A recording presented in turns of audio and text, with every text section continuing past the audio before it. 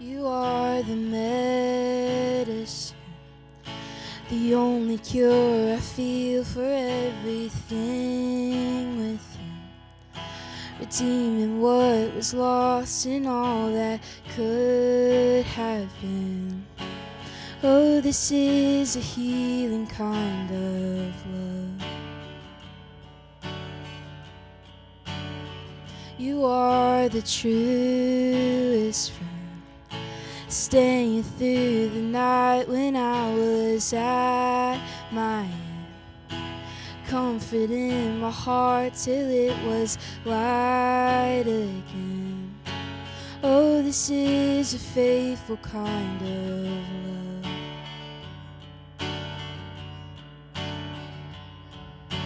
Everlasting Father, Prince of Peace, Emmanuel, God with us, you're here with me. Wonderful Counselor, the government is resting on your shoulders, your shoulders. You are the final word. You alone decide when every page will turn. I will trust your time and I will rest secure. Oh, this is a steady kind of love.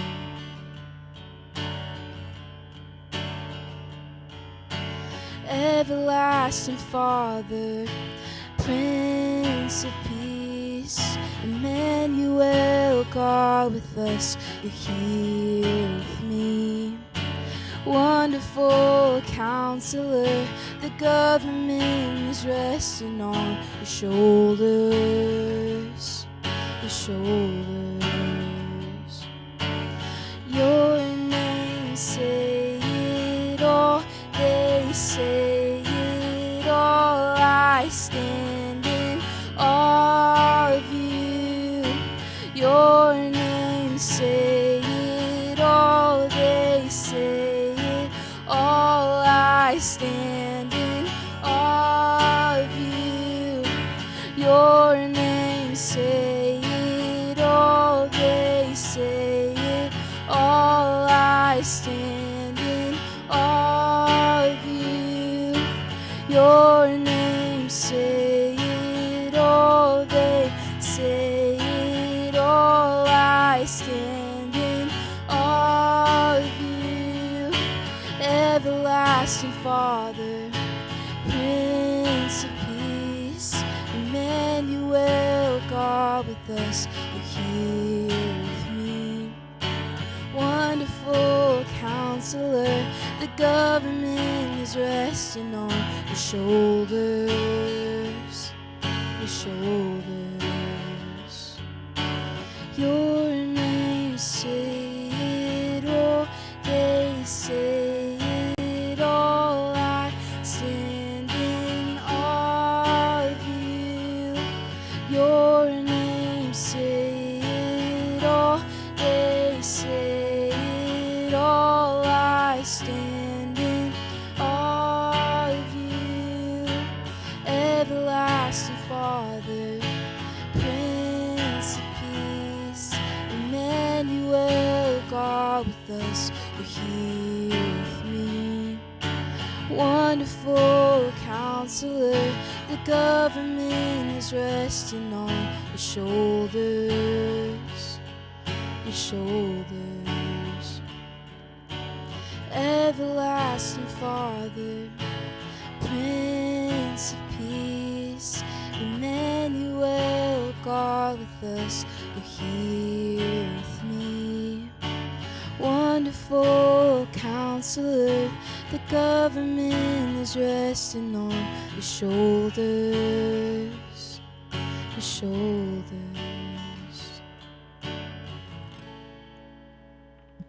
Heavenly Father, we thank you that everything is resting on your shoulders, Lord, that you hold it all, God. And I just pray that we would, from this apologetics class, Lord, learn how to be obedient to when you say go, Lord, and be well equipped to share the gospel, Lord. So we love you, and we thank you. In your name I pray. Amen.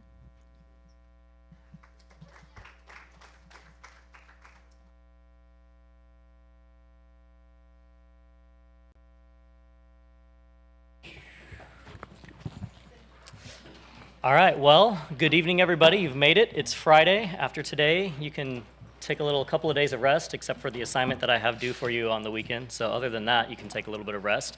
Tonight is going to be a lot of info, so I'll just throw that out at you. I will guarantee you cannot keep up with notes, which is why I'm putting the slides online. And tonight's lecture is one of those ones where I know there's no chance.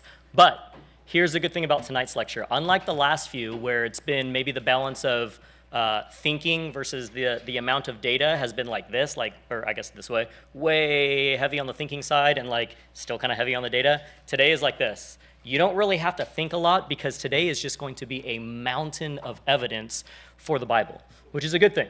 And I'm going to throw this mountain at you and give you this onslaught of data. And the reason for that is I enjoy when I talk to somebody and they question whether or not the Bible can be trusted. I'll usually ask them, and we'll get in this with the evangelism, like, oh, so why don't you think it can be trusted? And they'll give me either one or two reasons. And then I'll be like, oh, okay, and I'll kind of debunk them. They'll be like, well, why do you think it should be trusted? And I'm just like, how much time you got, buddy? And then I'll just go. I'm like, okay, how many of these 47 pieces of evidence do you want to have? And then usually about 5 or 6 deep, they're like, okay, I get it. I trust you. You're like, you're right. My YouTube reels that I watched didn't actually, they're not satisfactory. The Bible is trustworthy. And then I'm like, cool, so let's see what it says. But that's a little disclaimer. Don't not take notes, but certainly don't try to go nuts. Because there are going to be some slides where like, hey, here's 27 points to this slide. It's not for you to memorize all 27. It's for you to go, maybe I'm going to like memorize 3 of those when I have a conversation with somebody. And you can pick any of the 3 that you want out of the 27, that kind of thing. So don't be overwhelmed. With that, nice introduction. Let's go ahead and pray. So Lord, I just thank you today for your word. I thank you that we know that your word is true, and I pray that everybody would be able to absorb the information tonight as we talk about the evidence for both the Old and New Testament, that we know that they're historically reliable. We know that the authors that wrote the things down are trustworthy. We know the things that were written down accurately, and we know that as it was transmitted and copied, that it was copied accurately as well. Nothing has been changed, nothing's been added or taken out. Thank you that we can look into that, we can see that, and we can trust that we have a historical document in our hands that we call the Bible. So in Jesus' name, I pray for everyone here. Amen. All right, so starting things off, we're continuing on, getting into the 4th point of our apologetic method. We started a couple nights ago with the fact that truth is absolute and knowable. If something's true, it's true for all people in all places at all times. Not only that, but we can test to see if something is true or not. It's not relative, it's not unknown. We can know if something is true. And once you have that established, then you can start talking about some truths. And the first truth we need to talk about is the fact that God indeed exists. And so we covered the fact that God exists last night, 3 different ways to show and demonstrate just from logic how God does exist. And then we talked about, well, if God exists, then now we have to deal with the problem of evil, because if God is here and he's good, then why is the world the way that it is? So we discussed that last night. The 3rd step, I told you we're going to bypass that. Sorry if you feel ripped off. I'll throw the slides online and you can watch a little presentation on it later. But essentially, it's pretty easy. If you nail number 2, number 3 becomes pretty simple. If a miracle is a rare and purposeful event that occurs in the natural world that couldn't have happened in any other way, then it necessitates somebody outside of the natural world must have caused that event. And since God exists, he gets to do that. So a miracle is an act of God. If God exists, he can perform acts. So that's step 3. Bypass that. You didn't get a whole hour lecture on it. Congratulations. But don't feel too good, because now I'm going to onslaught you with some other stuff. But we'll dig into tonight not only about the New Testament being historically reliable, but also the Old Testament. Usually the Old Testament, I don't bring that in until around step 8, but I like you guys so much, I'm going to give it to you right now. So here's kind of the outline. If I was going to try to prove the entire Bible is true, this is the way I would do it. 1, we need to understand the charge of the critics, meaning we have to understand where they're coming from, the arguments that they're going to be presenting, and these arguments have changed over the years, and so we are going to be focusing on more of the modern arguments against essentially the Gospels, the New Testament, Jesus never existed, things like that. So we'll look at the charge of the critics, and then we'll respond to the critics by looking at the reliability of both the Old Testament and the New Testament, but we're going to start with the New Testament first, and then we'll have our conclusion, which is, critics, you wrong. So let's start off and let's see what these critics have to say. And so the critics, in the 70s and 80s, there was a group of people that came together, a group of New Testament scholars. Well, there was like 2 New Testament scholars, but then out of the other 40 people that were in this group, the rest of them were like journalists and lawyers and other people that didn't fully have credentials, but they essentially got together and they had what was called the Jesus Seminar. And the point of the Jesus Seminar was to go through the Gospels, Matthew, Mark, Luke, John, and they even pulled like the Gospel of Thomas and the Gospel of Peter and some other things that we don't have in our Bible because we say, well, that's clearly not Scripture. But they grabbed these different stories and they said, let's look at all these stories about Jesus and let's determine what we know is actually what happened, because they felt like they had the authority to do that. And the way that they went about doing it is they essentially would go through all the different texts, all the different Gospels, and then they kind of had a voting system. And the voting system was like there was one category of we are confident this happened, absolutely confident. Another category, we are less confident. Another category, it is unknown. Another category, we are somewhat not confident, and another category, highly not confident or not authentic. And when it all boiled out, what they decided that out of all 4 Gospels, 82% of what you read in the Gospels about Jesus, what he said, what he did, 82% is on that side of absolutely didn't happen. So take 82% of the Gospels and throw those away. Now we all have slimline Bibles. It's great. 16% wasn't on the you can't believe it at all side, but it was like you're probably not supposed to believe it. So 16% was doubtful, which means 98%, in their opinion, of the entire Gospels, what we know about Jesus, should be either doubted or thrown out completely. That leaves 2% that we can keep. Now, if you've been following along the last couple of days, you can imagine like, well, every single gospel or every single miracle was immediately thrown out because like, well, we can't have miracles. And anything that he would have said that had to do anything with prophecy or predictive prophecy, well, we have to throw that out. That obviously was added later on. They brought a lot of presuppositions in and just decided it in that way. So 0% of the Gospel of John was authentic. The reason for that is, and some of the things that they did was comparing Matthew, Mark, Luke, and John. Well, John is unlike the Synoptic Gospels. It's a different gospel, different perspective, different stories. So anything that didn't have another agreement in any of the Gospels, they said, well, we have to throw that away. So that's the majority of John. And then the parts in John that do agree with the other Gospels, guess what they are? They're miracles. So nothing in John is acceptable to these guys. However, they did agree that 1.5% of the Gospel of Thomas is authentic. The Gospel of Thomas is basically a collection of supposed sayings and stories of Jesus. Whimsical little things about like when he was a child and he saw a puddle and a little boy ran through it and splashed the puddle. Jesus got so mad that he was admiring his reflection and this kid ruined it that he cursed the child and the child died and the neighbors got really upset at Jesus' parents. Or another good story about a time when he was being instructed by the rabbis, and he corrected the rabbis, and they got kind of upset and corrected him, and then he cursed them, and the rabbis got sick. Things like that. The Gospel of Thomas, that has a little bit of authenticity. So these are the kind of critics that we're coming up against, and these are some of the scholars, right? And then we have things in pop culture, but you know how it is. If it's in a movie, then it's probably true. And so years ago, there was this huge hubbub about the Da Vinci Code, this book that came out. And it wasn't a big deal when it was a book, but once it became a movie with Tom Hanks, people were like, oh my gosh, I'm throwing away my faith. This doesn't make any sense. I didn't know it was a big hoax the whole time. But in this book, it has statements such as, the Bible is the product of man, my dear, not of God. History's never had a definitive version of the book, which is one of the main categories that you will have when you're defending the Bible. The Bible's been changed, so how can we trust it? Who cares whether it originally recorded things that were true? Things have been added, things have been taken away. That's what the Jesus Seminar people are saying. All this stuff about Jesus predicting stuff, that's been added in. You can't trust that. And the book's changed so many times, that's the argument here. There's never been a definitive version. By the way, this is a fictional book, so some people just forgot that part. Another quote in there, many have made a trade of delusions and false miracles, deceiving the stupid multitude. And this is pretty much the attitude of a lot of atheists today is, look, Christians are just either one, out there just trying to rip people off because they know what they're saying is completely false, or two, they're completely stupid and they're just getting other stupid followers to come along with them. And so that's the kind of things that we're coming up against. And so the Da Vinci Code kind of says that there's a bunch of false miracles. Bart Ehrman is he's a guy that came on the scene in the early 2000s, and he was a big deal because he kind of said, well, there's so many different errors in the Bible. There's so many different variances, and there's so much in the Bible that's just wrong. When you look at this manuscript versus this manuscript versus this manuscript, well, let's just see what he says.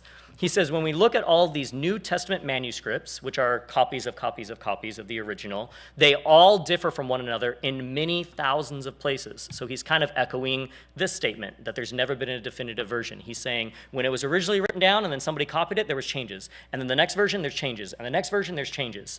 So he says, in many thousands of places, there's changes. And these copies differ from each other in so many places that we don't even know how many differences there are. And this is in his book called Misquoting Jesus. And he would go on later to say that there's hundreds of thousands of errors in the Bible. And when he says errors, what he means is this manuscript reads this way. So maybe you've got one of the gospel stories here, and then you read another manuscript, and there's differences in there. And then you have another one, and there's differences. So how do you know which story is the true story? So if these accusations were correct, then yeah, we'd have an issue with the Bible. If the Bible's been changed, and during the transmission process from when it was originally written, when the things were originally written, if it's been changed, then yeah, we do have a problem. How would we know what's original and what's not? So what we need to do is we need to respond to the critics by looking at the New Testament and seeing if there's reliability for the New Testament. So that's what we're going to be covering in this first portion and then a little bit into the second hour. So reliability of the New Testament. We're going to go through 9 items, and if we have enough time, I'll give you a bonus 10th. But most likely 9 to 10 items, and here they are. So when we want to defend the reliability of the New Testament, again, there's 2 categories that we have to deal with. 1, were the things that were recorded actually history? 2, were they changed? And so we're going to look and find out that the manuscripts were copied accurately, meaning things weren't changed. There's not hundreds of thousands of errors like people want to promote. We're going to look at the fact that there was 9 different authors of these 27 different books, which is unique. Nothing else in ancient history is even close to that. We're going to look at the fact that the works of these authors were based on eyewitness testimony. It wasn't just guys writing a story and coming together. That it was eyewitness testimony that corroborates over these 27 books. We're going to look at the early accepted Pauline letters that confirm its message. And what that means is, even among New Testament scholars who are not believers whatsoever, but they're all jazzed about studying the New Testament as literature and things like that, they agree that Paul was a real historical figure. They agree that he was actually a Jew that turned from Judaism. They don't agree that the reason he turned from it was because he saw the risen Lord. They don't believe any of that, but they do believe he was a real person. They do believe that he wrote at least 4 of his letters, and if we just look at those 4 letters that even the most staunch liberal critic will say, yes, Paul wrote this, you can go, well, how about all these facts that Paul talks about? That's a really fun one. We'll look at that in step 4. The 5th layer that we can look at is the fact that there wasn't enough time for myth to replace basic facts. It's very convenient to accuse in 2025 that, well, they just made this stuff up. They just wrote these things as they wanted to and added stuff later on. But when we look at it, when we see the time scale between the events that occurred and when the events were recorded in the New Testament, it doesn't allow time for myth to develop there.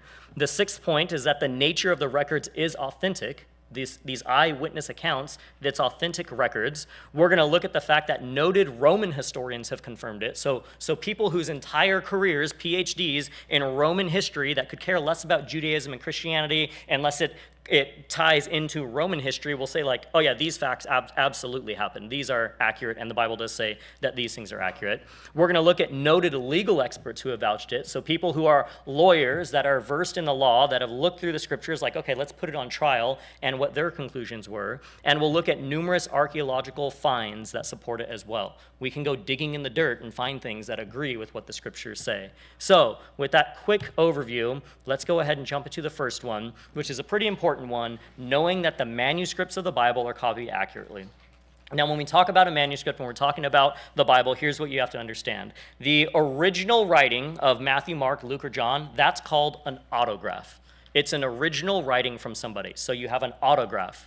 Once that autograph is copied, whether it's a perfect copy, a bad copy, a partial copy, or whatever, once it's copied, it's now called a manuscript of the autograph. It's a copy of the autograph. Well, if you have a perfect manuscript of the autograph, then we have no problem. What we have to show is that there are perfect copies between the two. We do not have the autographs. No historian, nobody claims we have the original Gospel of Matthew, Mark, Luke, John, the original letter to the Romans. No one says that we have that. No issue. No book in ancient history has ever been the autograph. we always have manuscripts of it. And so if we're going to judge by the same criteria that we do anything else in history, we're okay with manuscripts. So let's look into the manuscript evidence. What we'll find out is that the manuscripts of the New Testament were copied accurately. In fact, we know this because there are more manuscripts for the New Testament. There are earlier manuscripts for the New Testament, meaning closer to the time of the events that they record, and they are more accurately copied than any other book from the ancient world. And so if somebody's going to levy the charge, the Bible's been changed, I can't trust it, the criteria that we use to judge if any history has ever been changed, they'd have to throw out every single history book known to man.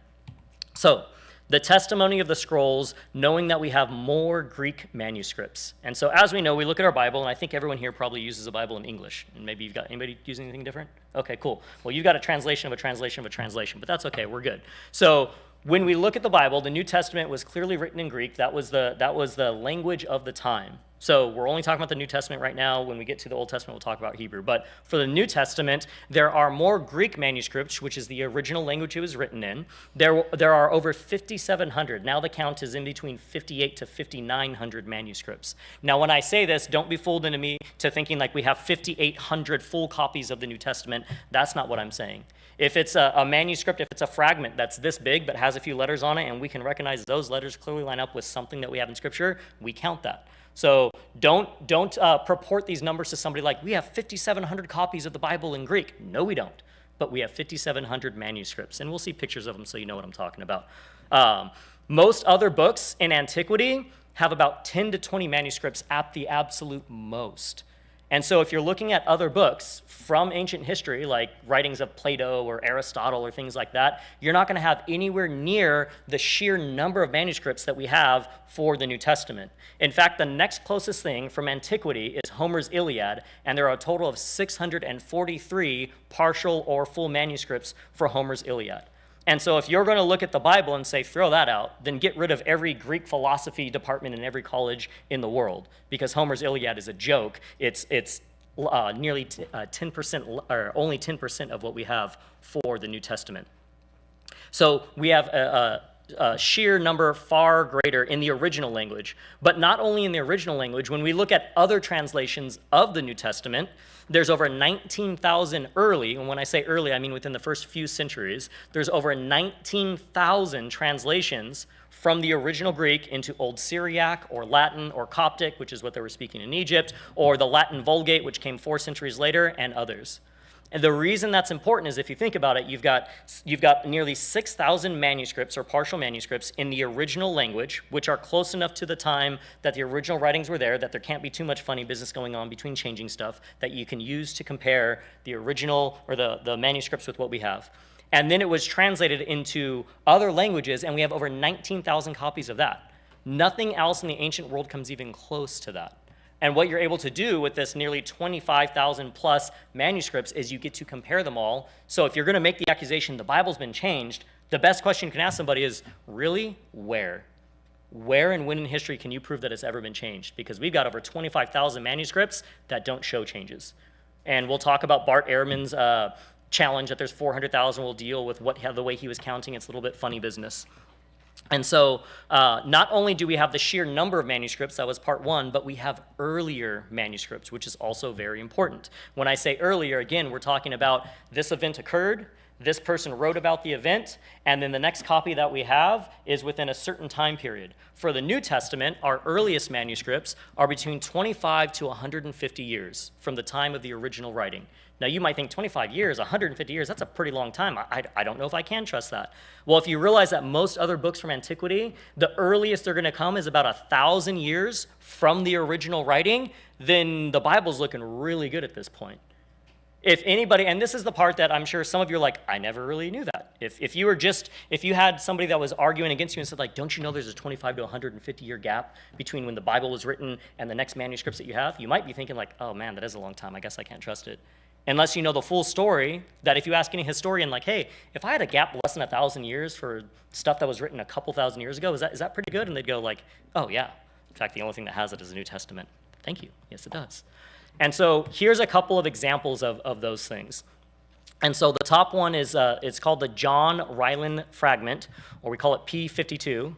probably looks, oh, it's not that tiny up there. That's about the size of it is, real life. But the John Ryland fragment has been dated to around 117 AD, which is within 100 years from the events that John actually records about. And what it is it's 5 verses on the front and back of it. It's portions of 5 verses from John 18. And so the earliest New Testament manuscript that we have is this portion from John 18. The reason that's a big deal is most scholars believe that the book of John was one of the last things that was written, and it was written probably somewhere between, on the conservative side, around 65 to, some say, all the way up to 95 AD. So if you're going to go the late date on that, within 30 years of when that book was penned, when John wrote the Gospel of John, or if you don't want to call it the Gospel of John, fine, the fourth Gospel if you're going to get that picky, within 30 to 50 years of its writing, we already have manuscript evidence. Nothing even comes close to that in anything else in ancient history. We have the Bodmer Papyri, which is around 200 AD, so it's around the late 2nd, early 3rd century, and it has most of the Gospel of John, 1st and 2nd Peter, and the Epistle of Jude. So within a couple hundred years of the writing of every single one of those, the full Gospel of John, 1st and 2nd Peter, the letters that you guys just learned about this week, and the book of Jude, we have evidence for that. We have the Chester Beatty Papyrus, which is around 250 AD, and that had nearly every one of the Old Testament books included in it. So within 2 centuries, we already have a codex that has nearly every one of the New Testament books there. Again, nothing in antiquity comes even close to this. And finally, we can look at the Vaticanus manuscript. That's dated somewhere between 325 to 350 AD, so within 4 centuries, and it has most of the Old and New Testament. The Old Testament translated into Greek and the New Testament as well. So within 4 centuries of the events of the New Testament, we have an entire codex, the manuscripts of the entire Bible, almost in its full. The reliability of the New Testament, if you compare it to other things in ancient history, this is kind of what we're looking at. When you look at the gray bars is the time gap. And with the New Testament, we've got as low as 25 years between when it was written to the earliest copy that we know that we can date. The orange bars is the number of manuscripts that we have. And with the 25, or this is just the original language, so the 6,000. When you look at that, the New Testament dwarfs as far as sheer number, and it's minuscule as far as date from the original writings. So Homer's Iliad, we talked about it, 643 manuscripts from within the first few centuries that it was written.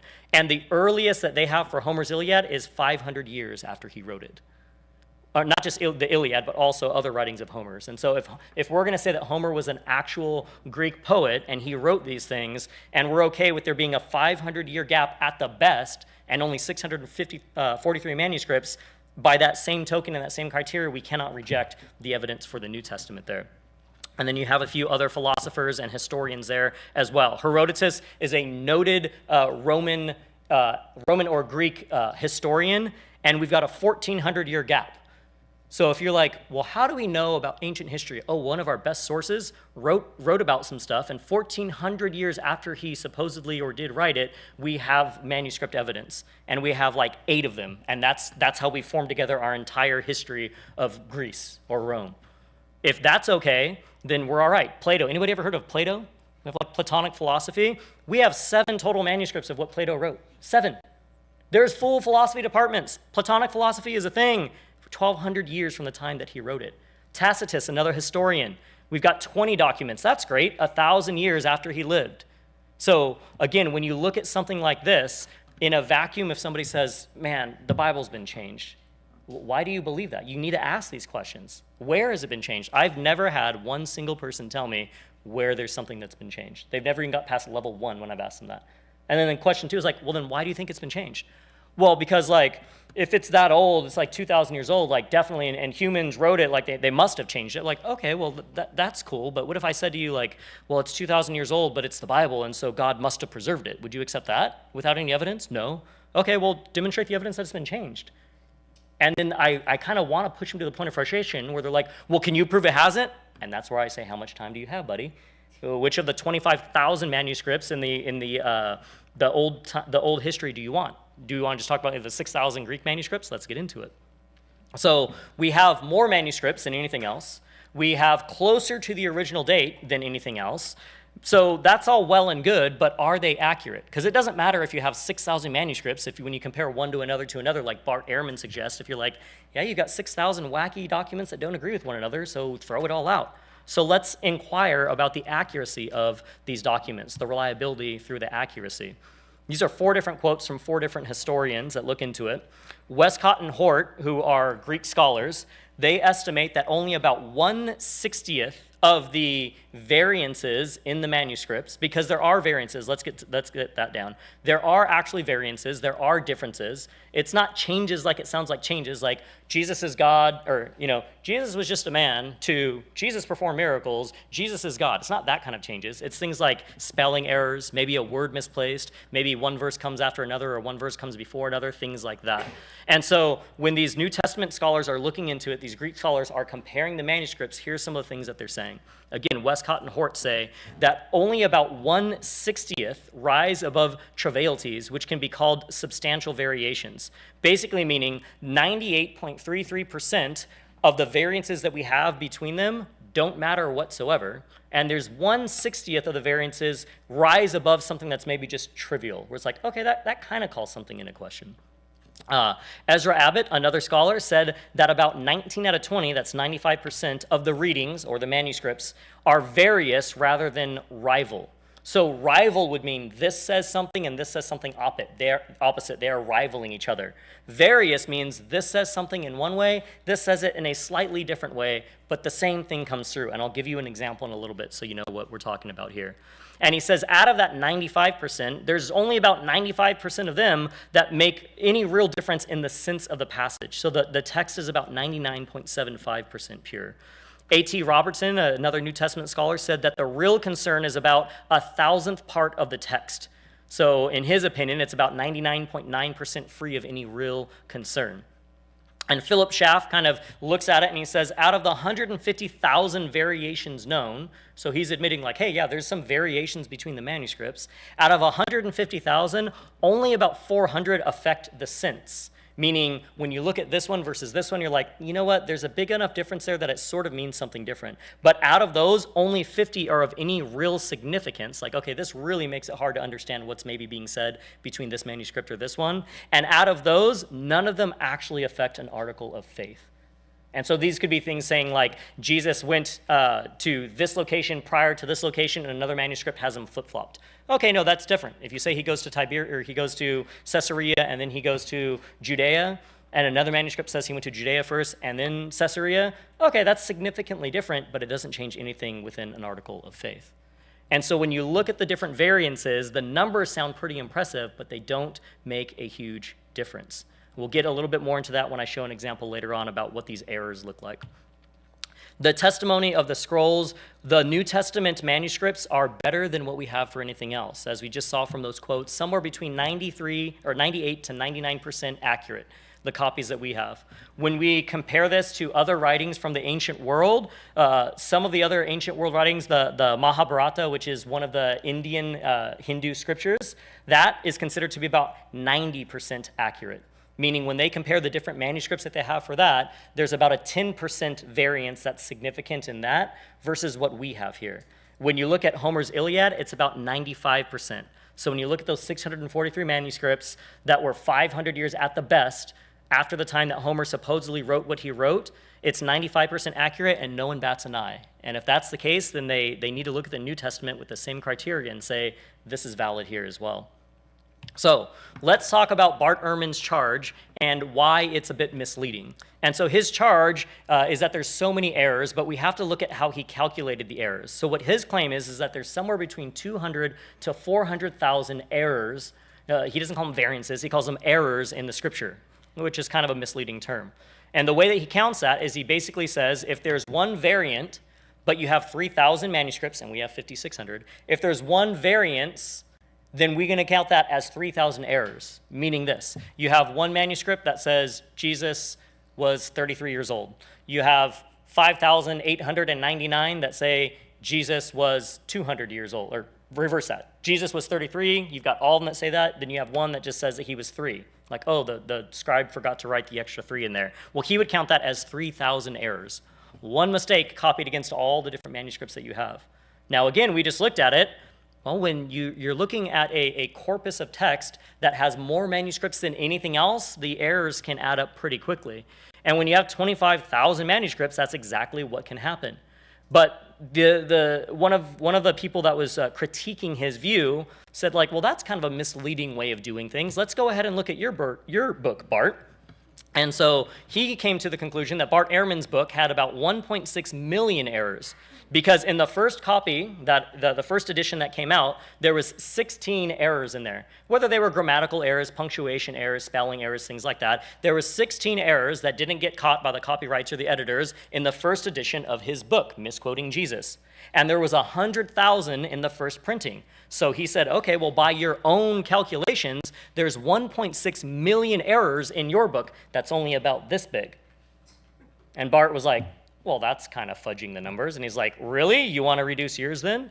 But it's important to know these things. And this is why you might talk to somebody, they're like, don't you know that there's all these different errors? And there was that one guy, I don't remember his name, but I watched a video on it, and he said there was like 1 million errors in the Bible. And then you can simply say things like, oh, really? Can you tell me about one? Well, no, I can't tell you about the one. Or maybe they're on it. Like, oh, yeah, I memorized his top 10 list. Like, okay, can we talk about those and look at them?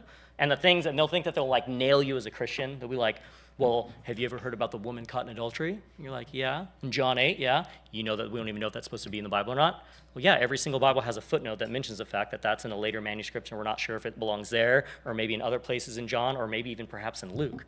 But if you completely take that story out of the Bible, it doesn't change anything that we know about Jesus, salvation, forgiveness, or anything. And if you switch it around to different spots in the Bible, it doesn't change anything about an article of faith either. Yeah, I knew about that one. Got anything else? They'll be like, no, I didn't watch the whole video. The ads came up. I don't have premium. I can't spin that kind of scratch. Okay, it's important to know when the critics are talking to you where they're coming from. So, because it's pretty easy to bend statistics, as we can see here. So another thing we have to look at is, when is an error actually an error?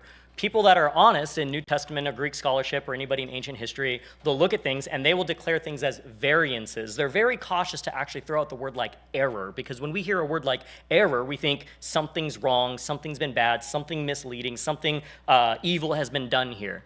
Well, let's call them variances. Is an error really an error? Mainly the things that he's talking about, just like in his own book, were things like spelling errors, slips of the pen. They don't change the overall message at all. They don't change doctrine, and they don't change accuracy. You can take every one of these variances or errors, take those sections of Scripture and get rid of them, and you'll still be completely fine. The whole gospel message will still be there. And this is why.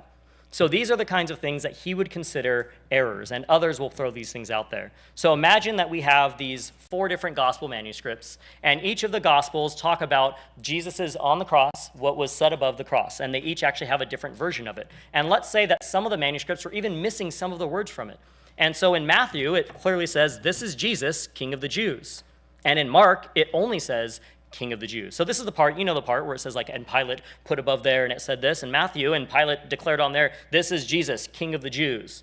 In Mark, and Pilate put up there, King of the Jews. In Luke, and Pilate put on there, this is the King of the Jews. Doesn't even mention Jesus by name. And in John, it simply says, Jesus of Nazareth, King of the Jews. Well, what's the complete message there? Let's fill in the blanks. Any 6-year-old can do it. ChatGPT probably couldn't, because it's not smart enough. But this is Jesus of Nazareth, the King of the Jews.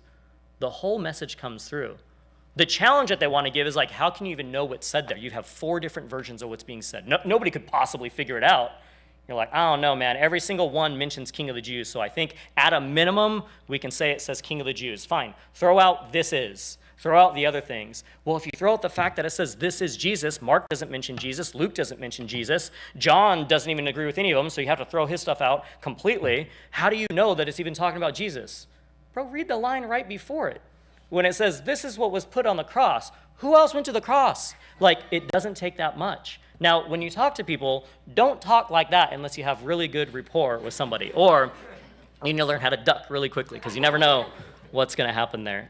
Will texted one of you guys yesterday. Remember when I was talking about having a conversation with people, and I said that thing about the moral law argument, and if somebody wants to be ridiculous and say there's no such thing as right and wrong, and if you could say to them like, well, shut up, you're an idiot, nobody cares what you have to say. They're like, oh, I can't believe you just said that to me. Like, I thought there was nothing different between right and wrong. There was an incident one time in India where I was talking to somebody that was kind of acting a fool about that and didn't want to admit that there's a such thing as absolute truth or not. and absolute morality. And so as I was having a discussion with the person, and they were saying like, no such thing as right and wrong. What you do in America, what we do in India, we get to decide here, you get to decide here culturally. And I was like, so there's nothing I could do that would offend you? No, not at all. And as he's saying that, I just took the water that I had and I poured it right on his feet. And he went and just looked at me. I was like, what's the face for? And he's like, bro, what is this? And I was like, oh, is that wrong? In my culture, it's cool, man. And he's just like, come on. Now, I don't necessarily recommend doing that in the moment. I don't know if I'd do that again, but I did at the time. Okay, a modern day example. What if you had these modern day manuscripts and you opened up 4 fortune cookies and they all said this and you wanted to figure out what it said? Because some of the errors, we have missing stuff or we have different variances. So the top sentence, my name is Michael Ancheta and I am 32. Wow, a long time ago when I did that. That was 10 years ago when that would have been accurate. But my name, truth. It's not relative to time. It is true that when I first made this, I was 30 years old. Anyways, my name is Michael Ancheta. I'm 32. That's statement 1. Second one, I am Mike. I'm 32. 1, I've shortened my name. 2, I've dropped off the last name. 3, I've spelled 2 wrong. We've got a grammatical error in there. We've got a punctuation error. We've got all kinds of stuff going on.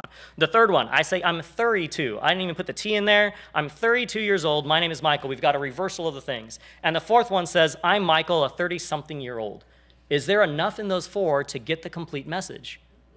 Are you sitting here confused as to what this person's name is and what their age is? No, it comes through every single time. I'm telling you, these are the type of errors that come through. That's why, if we were to go back to that whole percent of accuracy, that's why when scholars look at it that are being honest, whether they're believers or not, they're just looking at the text going, yeah, okay, these variances don't actually even mean anything. Very few, less than 1%, maybe less than 1.5% actually mean anything. Bible hasn't been changed. So even with mistakes, 100% of the message can be known. The more errors there are, really, the more sure we are of the message, because the more times we can compare, the easier it is to go oh, this is what's actually right. I'm glad I've got these thousands of copies to figure out what was actually said and how to weed out those little variances. Imagine if we only had 2 manuscripts and that's all we had at all. Then it'd be really difficult. I don't know if it's that one or that one, but that's not what we have. We have many, many, many thousands that we can compare so the clear message can come through. So even Bart Ehrman, this critic, in his own book admits on page 55, in fact, of his first edition anyway, his one that had 1.6 million errors, he says, in fact, most of the changes found in early Christian manuscripts have nothing to do with theology or ideology. But you want to put that in the middle of the book, not in the beginning, because why would anybody even buy your book at that point? Misquoting Jesus, most of them don't matter whatsoever. You're not going to put that on page 1. You're going to bury that bad boy in there. But to be fair, he even throws that in there. Frederick Kenyon, who was a manuscript expert, said this, and this is from back in the day, so it's going to sound a little old English kind of, but he basically says, the interval between the dates, so remember the time gap, the interval between the dates of the original composition, which is called the what? The autograph, and the earliest extant evidence, extant means we have it currently right now, the earliest extant evidence, manuscripts, becomes so small as to be in fact negligible. And the last foundation for any doubt that the scriptures have come down substantially as they were written has now been removed. So what he's saying is the time gap between the autographs and what we have as the manuscripts is so small, it's negligible, and any foundation for anybody to claim that we should doubt the scriptures, that's substantially dropped to the point that it should just be removed completely. No one should doubt it. The authenticity and the general integrity of the books of the New Testament may be regarded as finally established. And this is in his book, Bible and Archaeology. So he's an archaeologist, manuscript evidence, and he's like, look, this stuff lines up. It's pretty silly to even doubt it at this point. So the bottom line, the New Testament has more manuscripts, it has earlier manuscripts, and it has better copied manuscripts and more reliably recorded manuscripts than any other book of its time. So if you can't trust the New Testament, you have to throw out every single book in ancient history. That was just point 1. And if you get to talk to somebody about that and they want more, you go, all right, that's cool. I got more stuff for you. The next aren't going to have as much info, so we're gonna machine gun through these. It'll be very, very fun.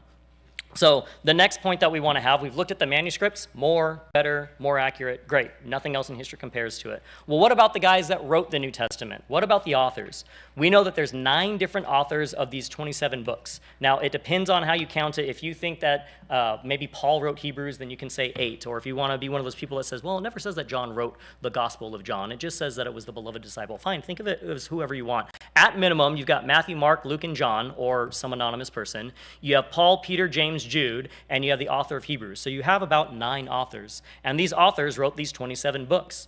Most other events, because remember, in the books that they wrote, they're talking about things that historically happened. Most other events in ancient history have one or maybe two writers that mention them. And as we saw before, with noted, known historians for Greece, Rome, ancient history, you've got 4 or 5 manuscripts from maybe 1 or 2 people talking about an event. We have 9 different authors, all on the central message, talking about these things that happened here. And so that's a pretty simple point by itself. The manuscripts themselves, way more, way better, way more accurate.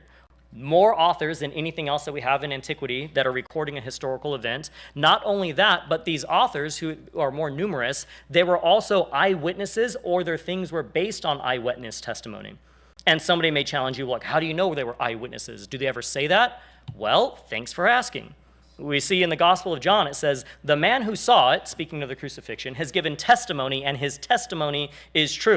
Witness, witness, witness. And it's John.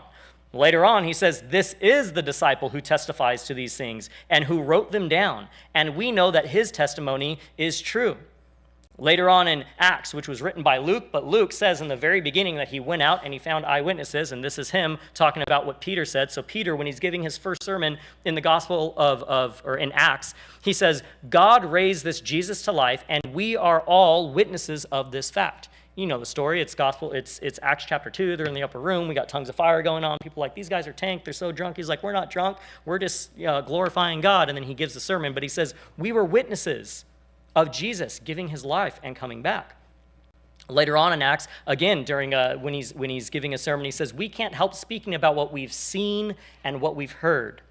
In 1 Corinthians, Paul, 1 Corinthians 15, speaking of the resurrection, it says that he, Jesus, appeared to more than 500 of the brothers at the same time, most of whom are still living, though some have fallen asleep. And so what Paul is saying at that point in time when he wrote 1 Corinthians is, listen, Jesus appeared to over 500 people at once. You can't have a mass hallucination like that. And he appeared to 500 people, most of whom, which means at least more than half, so at least 251 of those 500 are still alive today. The reason he wrote that is basically as a challenge. If you don't believe what I'm saying, go ask the 250 of them about their eyewitness testimony.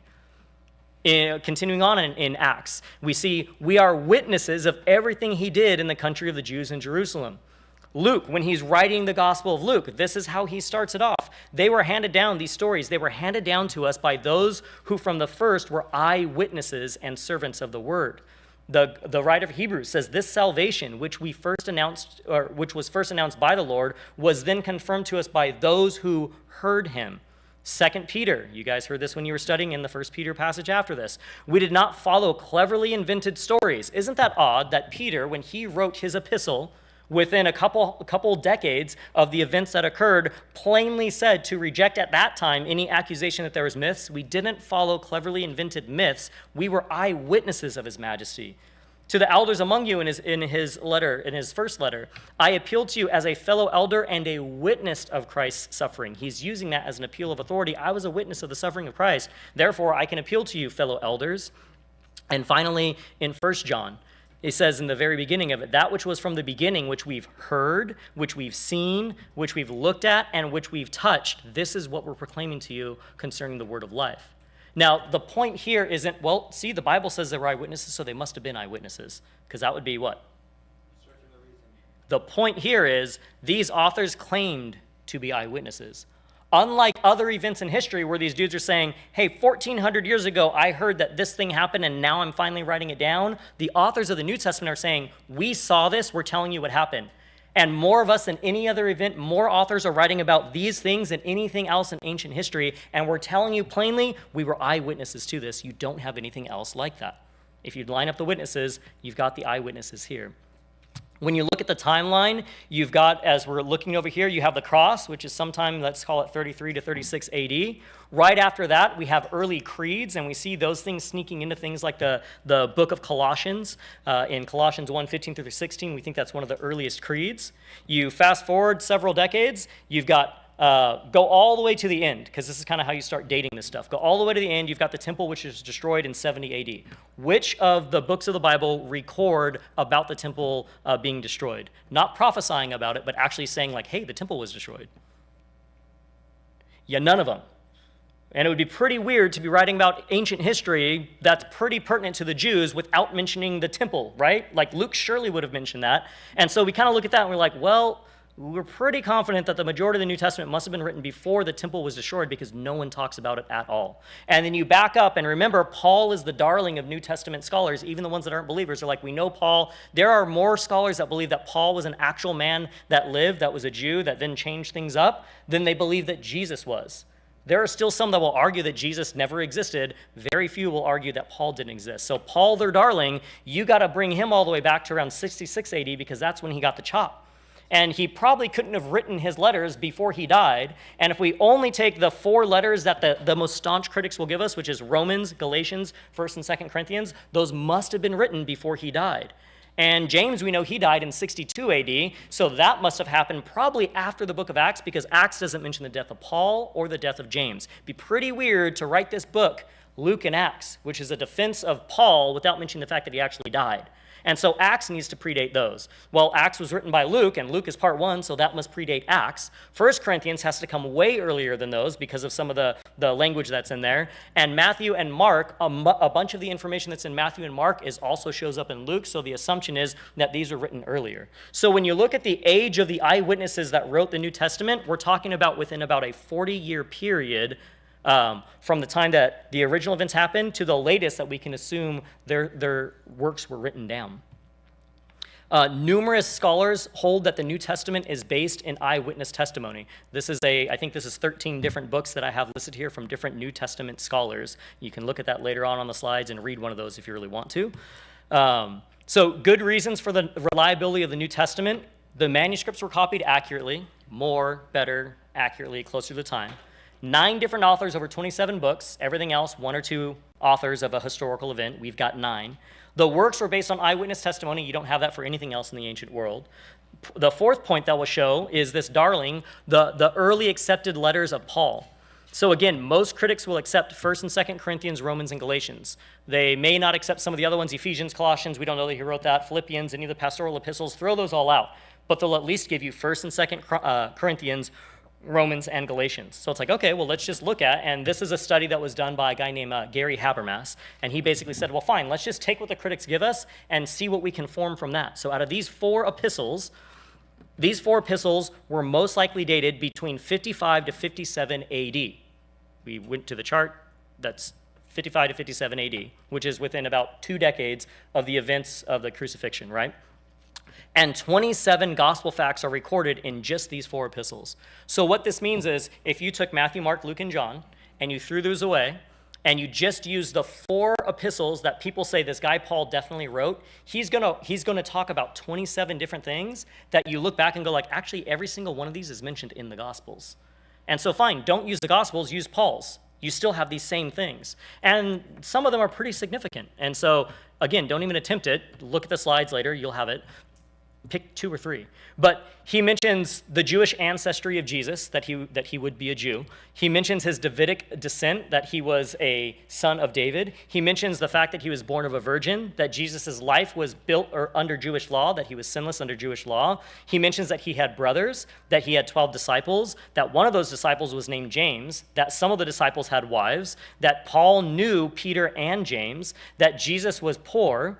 His meekness and gentleness is described, the fact that he was abused by others. His teachings on divorce and marriage are echoed in 1 Corinthians. His view on paying wages of ministers, echoed in 1 Corinthians. His view on paying taxes in Romans. His command to love one's neighbors, the ceremonial uncleanness that the Jews levied against people, the fact that Jesus had different titles of deity that he accepted, the institution of the Lord's Supper, the sinless life of Christ, the death on the cross, the fact that his death was to pay for our sins, the fact that he was buried, that he resurrected on the 3rd day, that he appeared post-resurrection to some of the apostles, that he appeared post-resurrection to others as well, and that he is currently present and positioned at the right hand of God.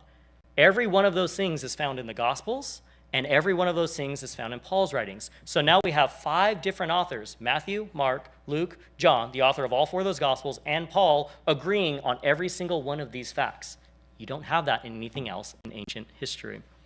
And again, the reason we're picking Paul, you guys might be like, okay, well, does that really make a big deal? In the New Testament scholarship world, it does, because the critics say Paul actually lived and he actually wrote these things. No one doubts that.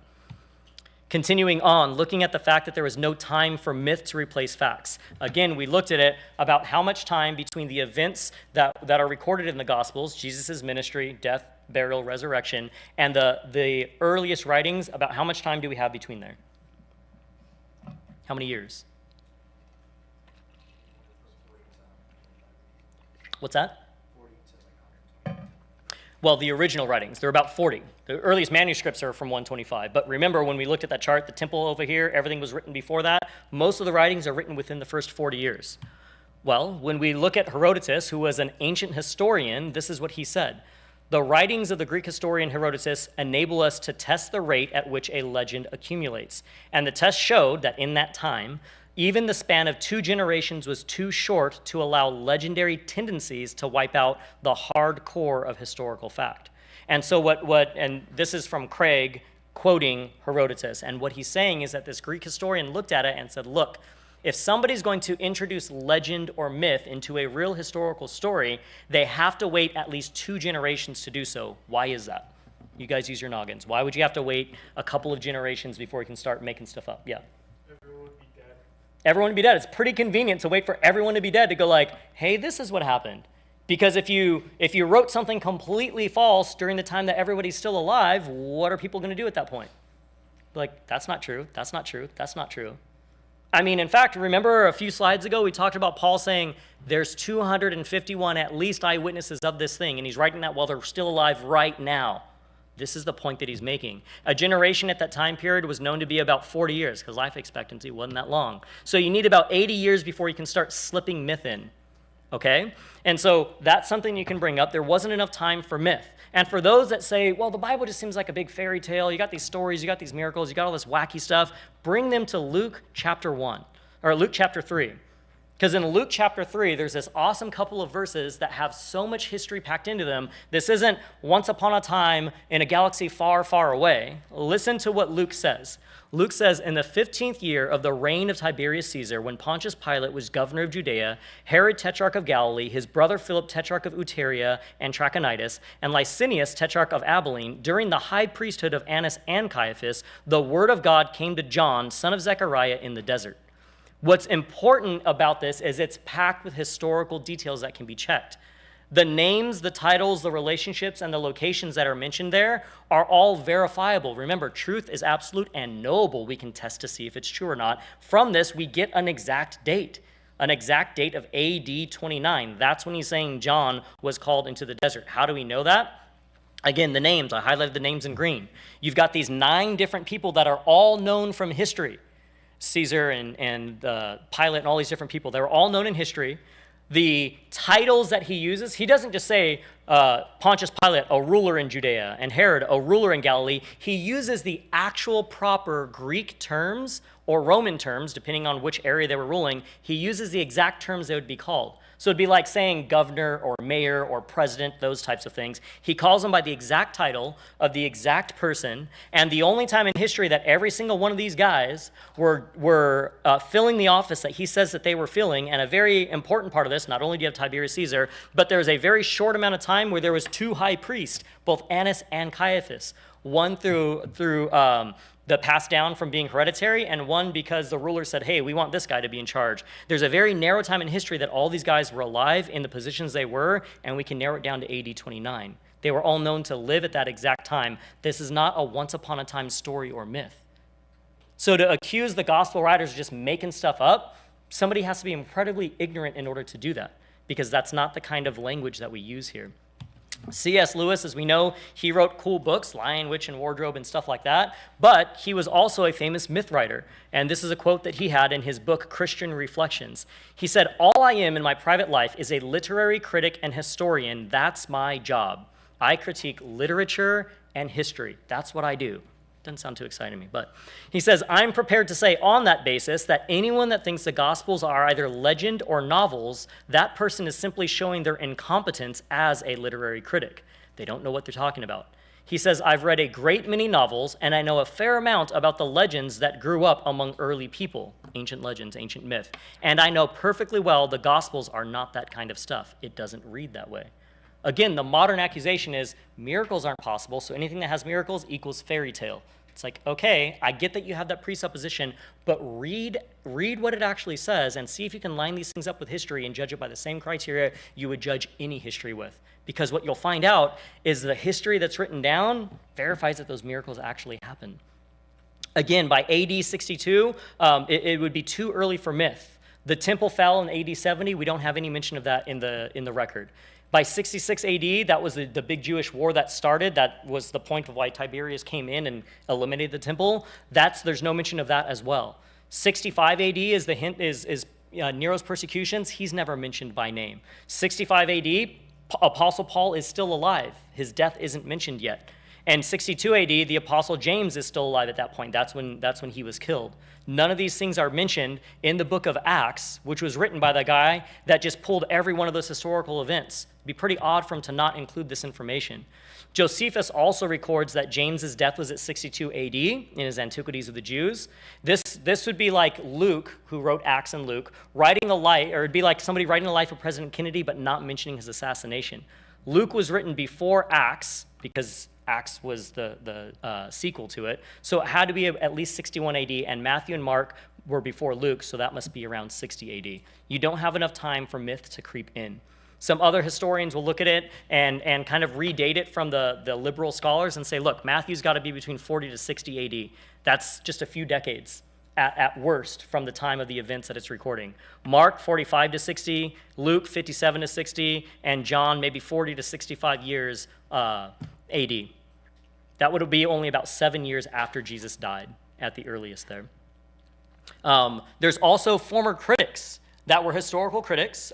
This is a woman named Etta Leinman. She was a German scholar. She was a New Testament scholar. She was in the Bultmann School, which basically said like miracles aren't possible at all, and anything that you read in the Bible, when you see a miracle, you can explain it away, no problem. She wrote a book called Jesus of the Parables, and it was an introduction exposition of his parables, and no miraculous of anything, even though he says, this is the kingdom of heaven, there is no heaven, all that stuff. Not a believer whatsoever.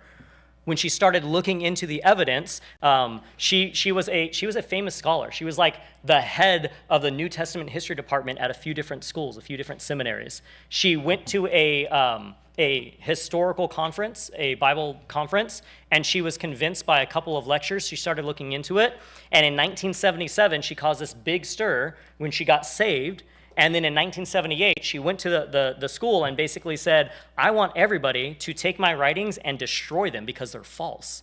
Everything that I wrote has no historical basis. Get rid of my writings and burn them. And then in 1983, 5 years after this, she, at the age of 60, she left Germany, where she was a theologian. She left Germany, went to Indonesia, and became a missionary for the rest of her days. And she was training pastors at the Theological University of the Indonesian Mission. And ended up dying. She ended up dying in Germany in her last 2 years, but she died in, I think it was 2009.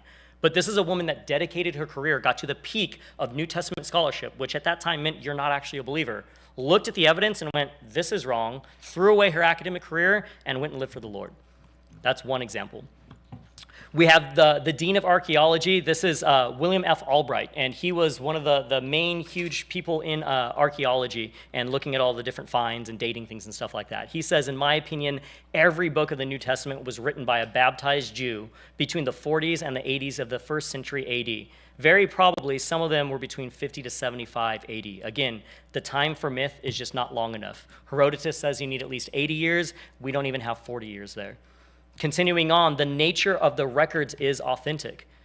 These 12 different points to show the way that they wrote things down, and this is really important because the accusation will come, well, couldn't these dudes, who cares if you have 9, couldn't they have just got together and said, hey, we're going to write this big story, let's all agree? Well, let's see. They made no attempt to harmonize their accounts. Some of the critiques are Matthew, Mark, Luke, John, they kind of contradict each other in different places. It's not like the boys got together and said, let's all write the same story. So they didn't make any attempt to harmonize their accounts.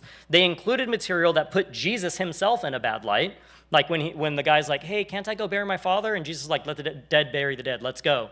Like, well, that kind of put him in bad light. Just leave that line out of there. Or just maybe ignore the part where he told people to drink his blood and eat his flesh. Like, we don't need to have that in there. They kept the stuff in there because it was accurate.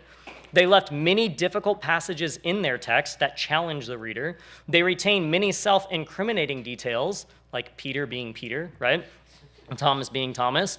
They included many demanding sayings of Jesus, like when Jesus says things like, hey, I'm here to separate father and mother, husband and wife. If you're going to choose them over me, that's not the right way. So many demanding, challenging sayings of Jesus. They distinguished their words from his words. Jesus said, Jesus said. They didn't write with red ink. That's a later thing that happened. They did not deny their testimony under threat of death. Many of them were martyred, and they didn't be like, okay, we just made it up, leave us alone. They took that to their death. They claimed that their record was based on eyewitnesses. Don't make me show you the slides again. They had women witnessing the resurrection before men. Listen, if these 9 dudes are going to write this thing up and make themselves the heroes, they certainly aren't going to say, we were in the room praying scared, and women were the first ones to go to the tomb and to see Jesus, and they came and told us about it, especially at that time period. That would be the least likely way to get anybody to believe what you said. They just happened to record the truth because that's exactly what happened. They challenged the readers to check the facts out themselves, like we saw Paul talking about. They discarded long-held Jewish beliefs overnight. Paul and Peter were eating bacon the next day. No, they weren't, but...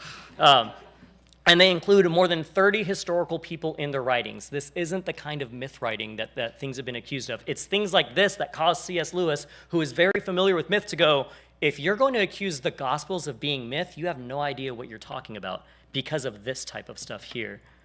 And so we have noted Roman historians that confirm the scriptures.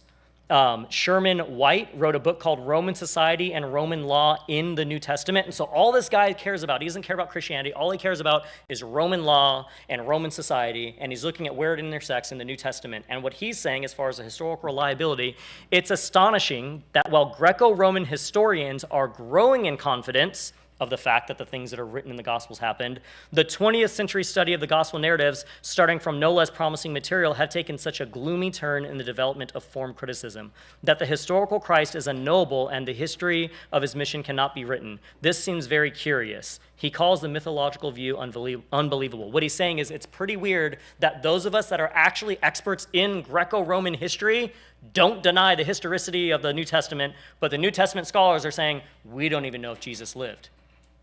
Because they're Greek manuscript experts, they're not historians. If you look at it from a historical perspective, there's no question.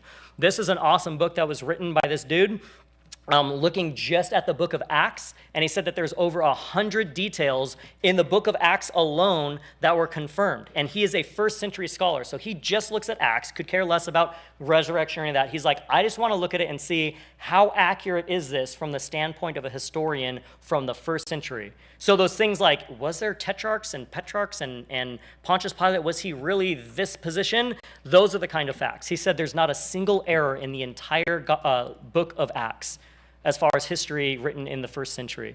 There's strong evidence that it must have been written by 62 AD, that it's clear that the author of Acts also wrote the Gospel of Luke, that Matthew and Mark are clearly written earlier. Thus, we have at least 3 Gospels that were done by contemporaries of Jesus, meaning they were within the same time period. They had the ability to be eyewitnesses. We have noted legal experts that vouch for it. Simon Greenleaf, this is kind of a big deal. This dude was really old, a couple hundred years ago. But Simon Greenleaf was a professor of law at Harvard University. And you're like, okay, great, whatever, he taught law. He actually wrote the book called A Treatise on the Law of Evidences. He literally wrote the book on how you evaluate evidence. And that's like what lawyers now still look at. And he also looked at that, this guy he wrote the book on how you judge evidence. And then he wrote this book on the testimony of the evangelists. Let's put the evangelists, the Gospels, Matthew, Mark, Luke, John, those that wrote it, let's put the Gospels on trial from a legal evidential standpoint. And he says, they have thus satisfied on oath, if they'd satisfied on oath, testified, in a court of justice, they'd be entitled to credit. If so, then it is believed that every honest and impartial man, without bias, will act consistently with that result, by receiving their testimony in all the extent of its import. That's a very couple hundred years ago way of saying, look, if we're going to take their testimony as though it was in a court of law, we as a jury would have to say, like, yeah, we agree with your testimony. There's no perjury here. The result is it's confidently believed without the undoing conviction of their integrity, ability, and truth. What they wrote is actually accurate. Several other lawyers have written things. Probably the most common for your group would be Lee Strobel's The Case for Christ, journalist/lawyer who wrote that, many other books as well. Point 9, numerous archaeological events have supported it, but you guys aren't ready for that, so let's take a 7-minute break.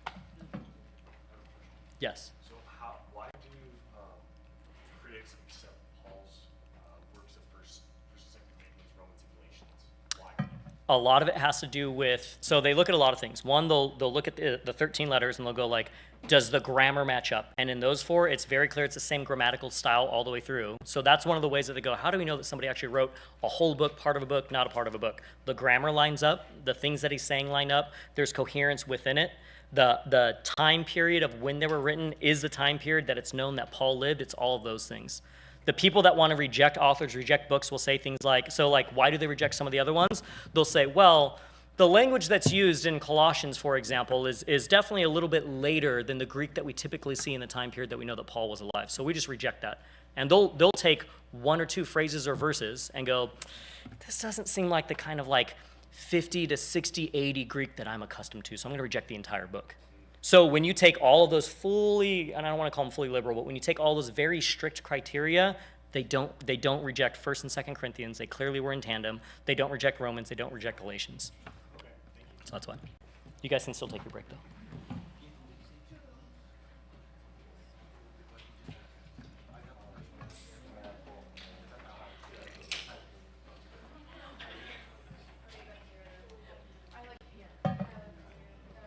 Are there any accounts from those 500 eyewitness testimonies that are written about? Nope, yeah, none of the others write it down. That's one of the reasons I use that. Yeah. And if you were to have, so this is the thing, if you were to have somebody challenge it, be like, okay, so there's 500 people, there's 251, why don't we have any of the other ones that write about it? That's when you go back and say, you need to understand that for most of ancient history, massive, huge events that like change the history of the world, maybe 1 or 2 people wrote about it. Right. The fact that Paul's the only one that mentions that there's this many eyewitnesses isn't actually a big deal. Now that particular time, if you look at it this way, Paul says there's eyewitnesses, Peter says there's eyewitnesses, John says there's eyewitnesses, Luke says there's eyewitnesses. They all agree on the fact that there were eyewitnesses that saw him post-resurrection, but just not everyone mentions that exact story first. But that's not a problem for history. Yeah, well, yeah, because I've had people that bring up, well, maybe it was mass hallucination. I'm like, okay, you're just being intellectual. There's like one ex, like, I don't know if he's a theologian or archaeologist, and he's like ex-Christian. He's like, he went to go read the Dead Sea Scrolls. And you know the guy I'm talking about? He went to go read the Dead Sea Scrolls, and then he wrote a book saying that there's all mass hallucination. But he's like, was the only one who could read the Dead Sea Scrolls. Maybe it's just like, it was like a main person that they brought in. That's a big Yeah. one. Yeah. It's just like, Yeah, the mass hallucination is a theory that a lot of people bring up. Yeah. then I go to, okay, so you think all of these dudes that wrote the New Testament willingly chose to be martyred for something that they knew really was a lie? Yeah. All right, man. So yeah, we gotta hang out. Yeah. So this- Well, next week I have every night off. So. Yeah, I know. We don't know. Well, we're gonna, like I said, we're gonna do, I think Wednesday and Thursday. I can't remember which day it's possible. Monday.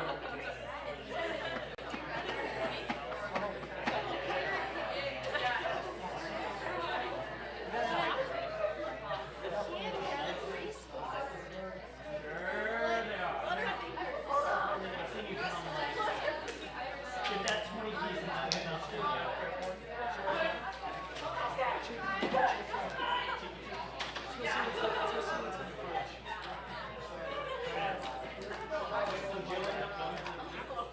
Yours gummy clusters.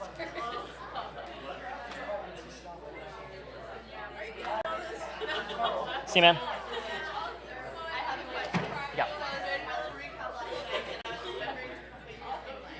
Before I knew God was gonna be little and wild like cities. But how would you argue against like that disasters or like miscarriages and like why can't God be that way? Yeah.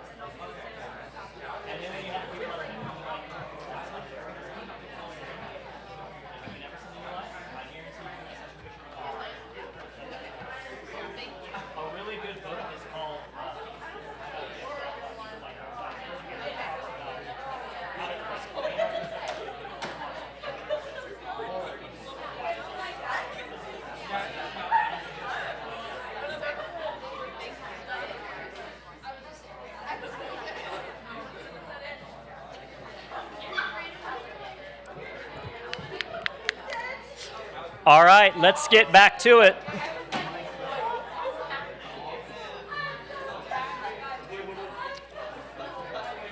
My wife's at a women's retreat, so I got all night, but if you guys don't want to be here all night, let's sit down and get into this action here. All right, so far we've looked at a lot of evidence. Like I said, I don't expect you to memorize every single piece of this. I used to expect my students to do that, but I'm a different guy now. I wear shirts like this. But if Will survived, you guys are all right. But just run through it really quickly. I mean, and I'm serious about this. Take 2 or 3 of these, and if you really focus on 2 or 3 of these and you dig into them and you know how to explain them well, you're probably going to have at least 2 or 3 more reasons than most people do.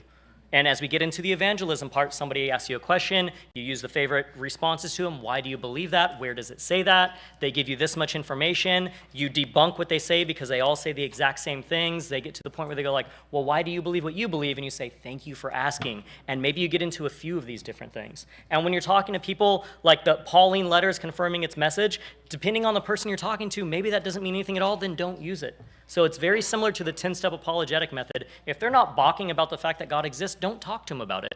And same thing with this. If they're going to challenge the Bible, you don't have to give them every single one of these. Use the ones that in your convo, you've built that rapport, you figured out what maybe their hot button is, and go there. But we've got tons of evidence. Let's get to one of the fun ones, because archaeological finds support the New Testament as well. You could always offer to somebody, listen, man, the best possible way that I could convince you that the New Testament is historically reliable, like, would you want me to do that? If like my most foolproof way, and the person's like, yeah, sure. Like, all right, well, let's get some flights to Israel on your dime, and I'm gonna go show you some things, right? So archaeological finds support it. I think this church is gonna be doing a trip to Israel in November. If you're not doing that because you're in class, sorry, but here's the closest you're gonna get. No permission slips needed. So we have archaeological evidence that supports the Bible. Nelson Gluck was an archaeologist, wrote a book called Rivers in the Desert, and he says, as a matter of fact, it may be stated categorically that no archaeological discovery has ever controverted a biblical reference. That's a fancy way of saying there's never been anything that they've dug out of the dirt and went, the Bible's not true because we found this. But on the other side, he says, but scores of archaeological findings have been made which confirm in their clear outline or exact detail historical statements in the Bible. So an archaeologist is saying, listen, when we dig in the dirt, we've never pulled anything out that said this proves the Bible's wrong. When we dig in the dirt, we found plenty of things that to the exact detail say the Bible is historically reliable and accurate. So let's look at some of these. Another quote from another archaeologist, Jeffrey Scheller. This guy was like a journalist and archaeologist and historian that wrote in a magazine years ago in the late 90s. He says, in extraordinary ways, modern archaeology has affirmed the historical core of the Old and New Testaments, corroborating key portions of the stories and the life and the times of Jesus. And so he first wrote an article, then it turned into a book called Is the Bible True? How Modern Debates and Discoveries Affirm the Essence of the Scriptures. And so there's plenty of archaeological finds. We're just going to blitz through a few of them. So one thing, in the Bible, it says Jesus was born in Bethlehem. It says in Micah 5:2, it predicts that he'd be born in Bethlehem. And guess what? In the Gospels, it says he was born in Bethlehem. And if you go to Israel now, well, Bethlehem's not actually in Israel. It's in the West Bank. It's kind of fun. Not really that fun to go there. But you can go and you can see Bethlehem. It's been an occupied city since the time of Christ and before it. It's a real place. This isn't, now, archaeology is a fun thing if you're talking to any of your LDS friends, because they believe that Jesus came to the Americas. We're not sure, but the Americas, and certain things happened. They have zero archaeological evidence for it. I just had a combo like that about 3 weeks ago with some that visited the house in Washington. Bethlehem actually exists. You can go see it. Caesar Augustus, we know that he was real. We know that he's a real historical figure, not just because these 1 or 2 historians 1,000 years after he lived actually wrote about him, but we have coins. So Caesar Augustus was the emperor when Jesus was born. Luke talks about that. And we have a coin that the inscription on the coin says Caesar Augustus. We know he was a real historical figure. Not Luke Skywalker, not a galaxy far away, not Lehi or Levi or any of that, the like LDS guys that are going to throw at you, but real historical figures. King Herod, a real actual figure. We know what the dude looked like because he has a bust. So King Herod, he was the king when Jesus was born. That's what he looked like. Okay, cool. The Jordan River, the place where Jesus was baptized, it still exists. Some people in this room may have been baptized also in that Jordan River, because you can go and do that. It's still there today. You don't have to pretend like, oh, we're not quite sure where it is. We know exactly where it is because the Bible, the New Testament, the Gospels are recording history in the real place, and you can see these real places. The hometown of Nazareth, Jesus, his hometown of Nazareth, that's mentioned in Luke 4, there's excavations going on there. We know where Nazareth is. The Sea of Galilee, where Jesus taught. You can go to the Sea of Galilee, or the Sea of Tiberias, as they call it. When you go to the other side of Tiberias, they have this dish called St. Peter's fish. It's like this fried tilapia. It looks really scary, but it tastes really good. You can go to the Pool of Bethesda in John 5 when it talks about the fact that he was walking by the gate called Beautiful, and there was a man that had been paralyzed, or in the old King James, many of the halt and withered would go to this pool, and they would try to drag themselves into the pool when the water stirred, because there was a legend that if you got into the pool first, that this angel would heal you. And this is where the Pool of Bethesda is. You can go and see it now. A lot of people like throwing trash into it, so when you look back there, there's a lot of trash in there. It's pretty deep. There's the synagogue at Capernaum where Jesus taught. In Luke 7, it talks about Jesus teaching in the synagogue in Capernaum. The synagogue doesn't fully stand today, but you can see some of the pillars, and you can see it's there. The very place where Jesus was teaching is still there today. The foundation of Herod's temple, we don't have the top, but we still have the foundation stones. That's a view of what we call the Wailing Wall, or the Western Wall. The foundation of Herod's temple where Jesus taught, in Luke, when it's like, yeah, and then he went and he was hanging out when he was 12 years old, and his parents were like, dude, where are you at? We didn't know where you were at. And he said, didn't you know to be with my daddy's business? I was over at the house. I was talking to the boys, and the boys were like, how's this kid know so much already? It's still there. And if you go to the Wailing Wall where it's facing it, if you go and you take a left and you walk over here, now this place wasn't probably there, but there's a little spot where you'll go right now, and you'll see these older rabbis that are teaching younger dudes. And when Jesus was in there, he was actually teaching them. It's a pretty cool experience. There's Jerusalem, the city where Jesus lived, taught, and died. The dome wasn't there at the time, neither were many of these other buildings, but Jerusalem is still there. It's been occupied from the very time to now. How about, well, how do we know there's critics, that want to criticize everything and claim nothing happened? Well, how do we know crucifixion was ever even a thing? Is it ever recorded anywhere else? Well, kind of hard to argue that when a crucifixion victim from the first century was discovered in Jerusalem. Now, what's on my left, your right, the full foot, that's a recreation. What was found is the little nub on the side, but what you see is the clear outline of the ankle bones with a nail going through it. That was found. And so the whole, how do we know crucifixion was really something that they even did at that place and that location? No one says that anymore because we have the history of it. You can go see it in the museums. Pontius Pilate, how do we know that guy even existed? That just sounds like a made-up name, Pontius Pilate. What a bad name anyway. Prefect of Judea. There were people that argued. One, Pontius Pilate didn't exist. Two, there was no such thing as a prefect. That wasn't a real office during this time that it says that Matthew or Luke talk about that being a particular office. It'd be like saying mayor or governor or whatever. But now they've got this inscription that legitimately says Pontius Pilate, prefect of Judea. So that's kind of been laid to rest as well. The high priest, Caiaphas, Joseph Caiaphas, there's an ossuary, which is a bone box. Now, a bone box, what they would do is they would take the body, they'd stick it in this bone box, or they'd stick the body on a slab for about a year. The body would end up decaying. Once the body decayed, they'd get the bones, collect them, and stick them in this box, call it a bone box. It's called an ossuary. They have this one of, we assume it's Caiaphas, because there's an inscription on it that says Caiaphas. Now, some will argue, we can't know that that's for sure. Maybe somebody just inscribed that later, and there is, and I will tell you this, because you'll find people that do know more than one or two layers. There is debate whether that Caiaphas that was written on there is actually original or if somebody did it later on. But what we do know is there was a bone box, and the name Caiaphas was a known name at the time. And we do know that this bone box is from that long, because guess what? When they peek inside and they tested the bones, it's from that era and from that date.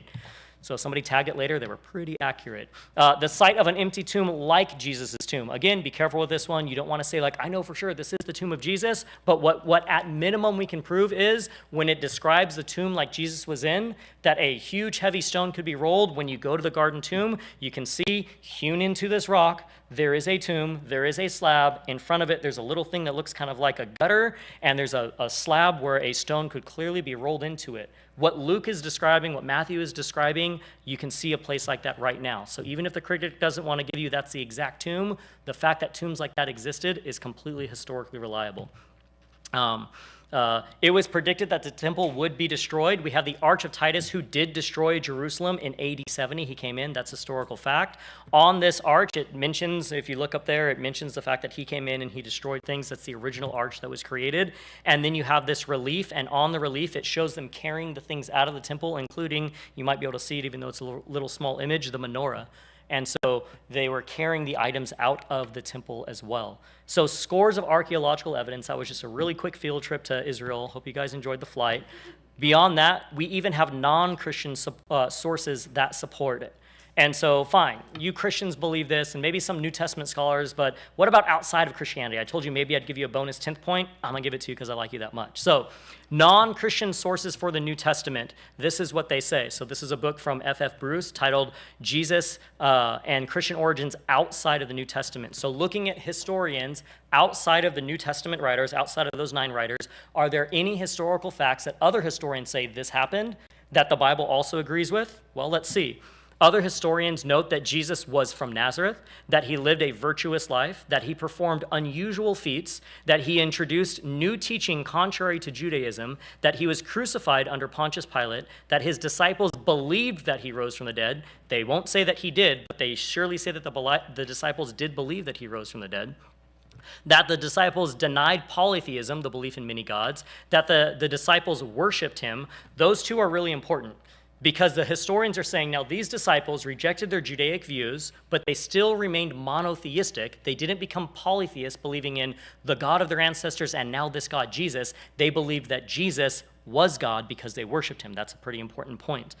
They believed that his teachings and that his disciples spread rapidly. They record that. Historians say that his followers believed that they were immortal. Not that they would live forever, but that they would have everlasting life. There's a difference there. They didn't fear death any longer. That his followers had contempt for death. They mocked it openly. That's kind of interesting. Read 1 Corinthians 15, when Paul is mocking death, saying, "Death, where is your sting?" quoting from the Old Testament. The fact that death has been swallowed up by life. They had a contempt for death. It didn't matter any longer. And that his followers renounced material goods. That material goods weren't important anymore. That's kind of important because you had this guy named Matthew who used to be a tax collector who was really, really rich that didn't care less any longer. You had these guys these disciples that were told to leave their father's boat, leave their livelihood, and come and follow him instead. Outside of the New Testament, these are 12 facts that historians all agree happened. Sounds like the Jesus of the Bible to me. This is a chart that might look a little small on here, but on the slides, when you can look at home, it's pretty cool. This is non-Christian sources within 150 years of the time of Jesus recording events about Jesus. And on the top, you've got these different events that they're talking about. So the different events are whether or not Jesus existed. Every one of these historians say, yes, Jesus existed. The fact that he was virtuous, you have a couple of them mentioning that. The fact that he was worshipped by his disciples, more than half of them say that. The fact that he had disciples, about half of them say that. The fact that he was a good teacher, 4 of them. The fact that he was crucified, again, about half of these guys. That there was an empty tomb, you've got another half, a little bit more than half. That the disciples believed in the resurrection, you have 2 historians, again, within 150 years of Jesus, you have 2 historians saying, hey, his disciples believed that he was resurrected. That the gospel and his disciples spread, and that there was persecution. And so within 150 years of Jesus, you have non-Christian historical sources saying every one of these things were true.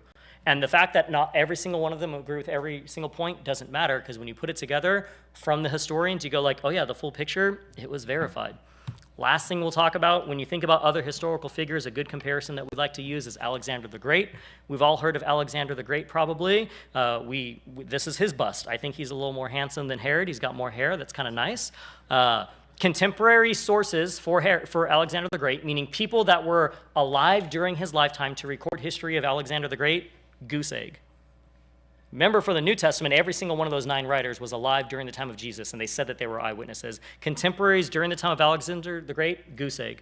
Fragments of history within the first 100 years after he supposedly lived and died, we have a few fragments. About 300 to 500 years later, we have several histories. The reason I'm bringing this up is, again, when you're talking to somebody in modern day now that doesn't understand history and how history is verified, to say like, look, we've got some stuff 25 to 150 years after the life of Christ, and go, that's way too long. Well, hold on. Do you believe in Alexander the Great? Do you believe that he lived? Was he taught in history? Does anybody deny that he lived? Did you know that the earliest reports that we have of Alexander the Great, of his feats, the fact that he conquered the entire world and ended up dying and killing himself in his 30s, we don't have anybody that's eyewitness to that. The earliest histories that we have, a little bit of fragmentary evidence from around 100 years, and the full story about 300 to 500 years later. Compare that with the New Testament, where within 25 to 30 years, we have writings about the life, teachings, death, and resurrection of Christ. So the conclusion with that mountain of evidence is that the New Testament is historically accurate. When the New Testament says that Jesus said something, guess what? He said it. When it says that he did something, he actually did it. His teachings are accurately recorded. His miracles are accurately recorded. The life, death, and resurrection of Christ isn't just a good story, it's good history. So if the New Testament is reliable, then Jesus lived. He claimed to be God because it's in there. He proved it by miracles.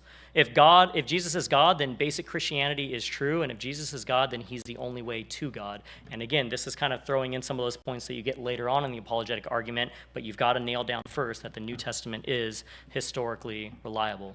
Now from there, we'll jump from the New Testament into the Old Testament. Any questions on any of the New Testament stuff right now, though? Please don't tell me to go back on a slide. Go on the website. It'll be there for you. Logic flows pretty easily, right? Mountains and mountains and mountains of evidence. Now that your appetite is wet on that, you're going to find out that the Old Testament is going to be pretty similar what we're going to do, but we're not going to use 10 different points of evidence. So when we look at the reliability of the Old Testament, here's what we're going to be looking at. We're still kind of in this fourth point, but I'm giving you the bonus piece. We're going to look at the case for the Old Testament. And so now we're going to respond to the critics. We're not going to deal with Bart Ehrman any longer. Now we're going to look at the reliability of the Old Testament. That thing is even older because, New Testament, a couple thousand years. Now we're talking about the stuff that was written 1,000 years before that. How do we know that that stuff's accurate? Well, we're going to look at 2 points, just 2. So you guys are all right.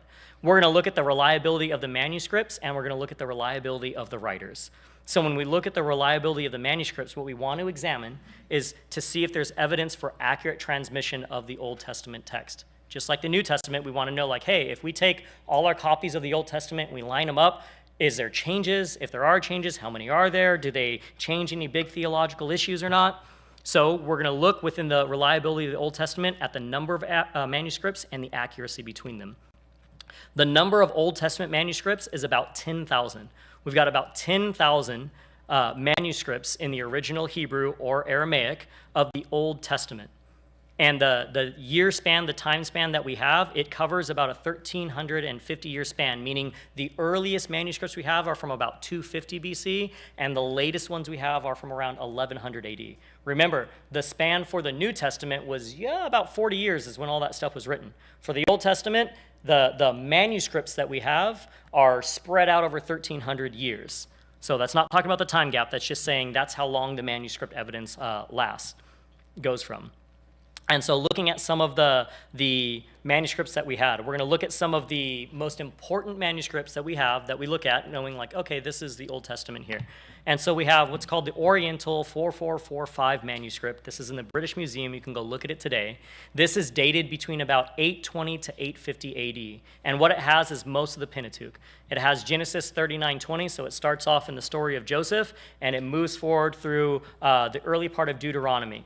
It doesn't have a little bit of numbers, but it has the tail end of Genesis through the beginning part of Deuteronomy. And if you know your Pentateuch, you're like, okay, well, as long as we have Leviticus, we kind of have most of Deuteronomy, so that's not that big of a deal. And we're missing some of the history from Genesis, but it's a good chunk of the Pentateuch there. And again, the dating on that is about 820 to 850 AD. And if you're looking at it, you're like, hold on, the oldest manuscript we have for the Old Testament is actually later than the manuscripts that we have for the New Testament. When we're talking about that one, but we'll answer that in a bit.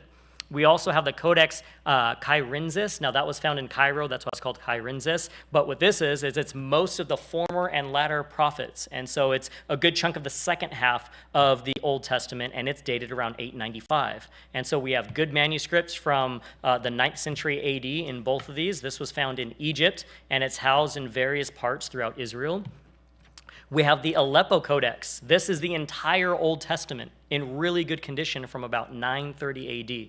So you have from 930 AD, the entire Old Testament, really good condition. This is in the Hebrew, this is at Hebrew University where you can go and see parts and pieces of this. And finally, one of the major ones is the Codex Leningradensis. That's a fun one to say. This is from around 1008 AD. So from the 11th century, it's one of the oldest complete manuscripts, along with this guy right here, in good condition. And this is the manuscript. This is what is typically used as the basis for the Hebrew Bible today. And so when you look at it, you're like, okay, here's what we've got. We've got the Old Testament that was, written. So we've got the Pentateuch all the way up until the later prophets. So it was written definitely pre-Christ. And the earliest manuscripts that we have are coming about 1,000 years later at the absolute earliest. But remember, with ancient history, that's actually not that big of a deal. We don't have any big issues there. And for centuries, these types of manuscripts are the basis for the Hebrew Bible that the Jews would use and that we would use for our Old Testament today. These are the best manuscripts that we'd have. Final one that we'll look at. This one was found in Egypt in a storehouse for old manuscripts. This is dated even later, between the 10th to the 13th or 12th centuries, and there's different pieces of it all over the world. It's kind of like the Dead Sea Scrolls. There's little pieces of it everywhere. This is a collection of over 300,000 different documents. It's not all pieces of the Bible, but there are some biblical documents in there, some political documents, some historical documents, which is really helpful because it helps us piece things together historically. So for a really long time, up until 1947, this is what we would say is as good as we had. But with these, there weren't scholars like the New Testament. They're like, we challenge the Gospels, we challenge everything it says about Jesus, we don't believe all this. You don't have scholars doing that with the Old Testament. Now, again, modern day, you might be looking at it going, this is from 1,000, this is not that, doesn't seem that reliable. But in the realm of ancient history, when you look at it, it's not that bad to be that far away from the time of the original writings to be able to compare all of these huge manuscripts. So what you can do from this is you can take this guy from 820 and say like, hey, let's see what Genesis 40 has to say. And then we can take this guy that's from around the same time period, but this one was found in Egypt. So this guy, and you go like, let's see if Genesis 40 looks the same. Well, you're not going to find it here because it doesn't have Genesis 40. But you can take those two and compare it to the Aleppo Codex.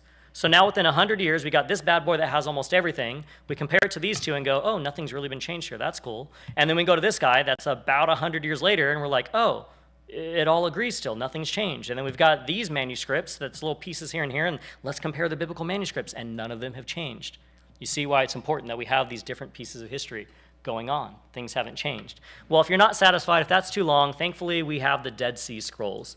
So the Dead Sea Scrolls were found in this area called Qumran. There's these different caves right near the Dead Sea, and they found manuscripts there that are about 1,000 years older, that predate Christ, some of them. And so if you're looking at it, you've got the Dead Sea. If you're staring at it, Qumran is on the north tip over there, kind of almost due east from Jerusalem. And so that's where these caves are, perfect condition for keeping scrolls. It's a fun story how they were found, but I'll have to tell it on a different day. But these were found in 1947, pretty interesting. 1948, Israel became a country again. And the year before that, God made sure that these were found, which verified the Old Testament history. So this is what the dig site of Qumran looks like. You can see a bunch of different things. So basically what was happening at Qumran is you had this group of people. They were kind of these eccentrics. They wrote tons of manuscripts. They copied tons of manuscripts. They kept tons of manuscripts, and they stuck them in these caves. And thankfully, they did all this copying during pretty much the time of Christ, and some of the things were predating him as well. And so what we're able to gather out of that, now remember before, our really good manuscripts were from about 1000 AD, somewhere between 800 to 1000. When we're looking at these, the oldest piece that we have is called Paleo-Exodus. If you notice, it says 4Q22. What that means, it was found in the fourth cave in Qumran, and it was a 22nd document that they cataloged. So that's what those numbers mean. We see like 1Q6, it's the first cave in Qumran, and this is what they found. But this has been dated to about 250 BC.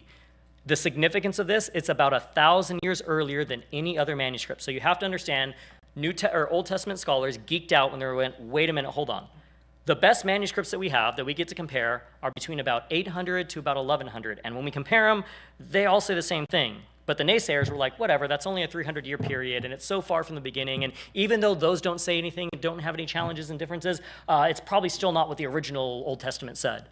But now we have fragments that are dated 1,000 years earlier, so they get to go, let's go compare that. And surely the critics are like, and now we're going to finally get justified. We're going to see differences. Well, that's not what happened. So when scholars compare the texts, they found out that they matched the later text almost exactly. The Hebrew Bible, or the Old Testament that you have as a believer that you read today, is the exact same text, because we can test it, that was read by the Jews during Rabbinic Judaism in the 1st and 2nd century when that was forming. It's the same text that would have been read by Jesus and his followers. This is a big deal, because the same text that Jesus is quoting, that the New Testament writers are quoting, the same text that they're reading, the same text that the Pharisees are arguing with Jesus about, weren't changed hundreds of years earlier. It's the same things that we hold today, because there hasn't been changes. So if you're like, well, why does it really matter that 2,000 after these things were found? The importance can't be brought down for people of monotheistic faith. To have the earliest foundational text of Judaism and Christianity found 1,000 years earlier, it allows us to just shut up every single critic, which is why there's plenty of critics that argue about the New Testament. No one argues about the Old Testament. Dead Sea Scrolls put that to rest. Game over. So that's pretty fun. Some of the other things they found there, a fragment of Samuel, this is called 4Q Sam B, that was found in the fourth cave as well, and there was a bunch of documents from Samuel. This is dated from around 225 BC. And this is a cool little find because it actually helped scholars solve this weird thing that was in the Bible in 1 Samuel 11. So there's a story in 1 Samuel 11 when there's this Amorite king named Nahash, and he besieges this certain city of Israel, Jabesh Gilead. And he's like, hey, Israelites, you need to surrender. And they're like, okay, we'll surrender to you, Ammonites. Leave us alone. And they're like, okay, but even though you're going to surrender, we're going to take out all of your right eyes.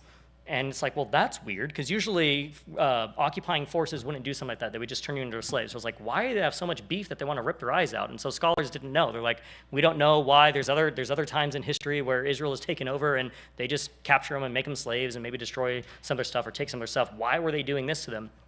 Well, this little chunk of scripture fills in the blanks with some missing verses that they didn't have there. And what it explains is that previous to this, there was 7,000 Israelite warriors that went to fight in Jabesh Gilead, and they started getting chased out, and they used this city as a city of refuge. And so the reason this king had so much beef was because that particular city was a city of refuge, and they protected the Jews previously. So that's why there's like centuries-long beef that came there.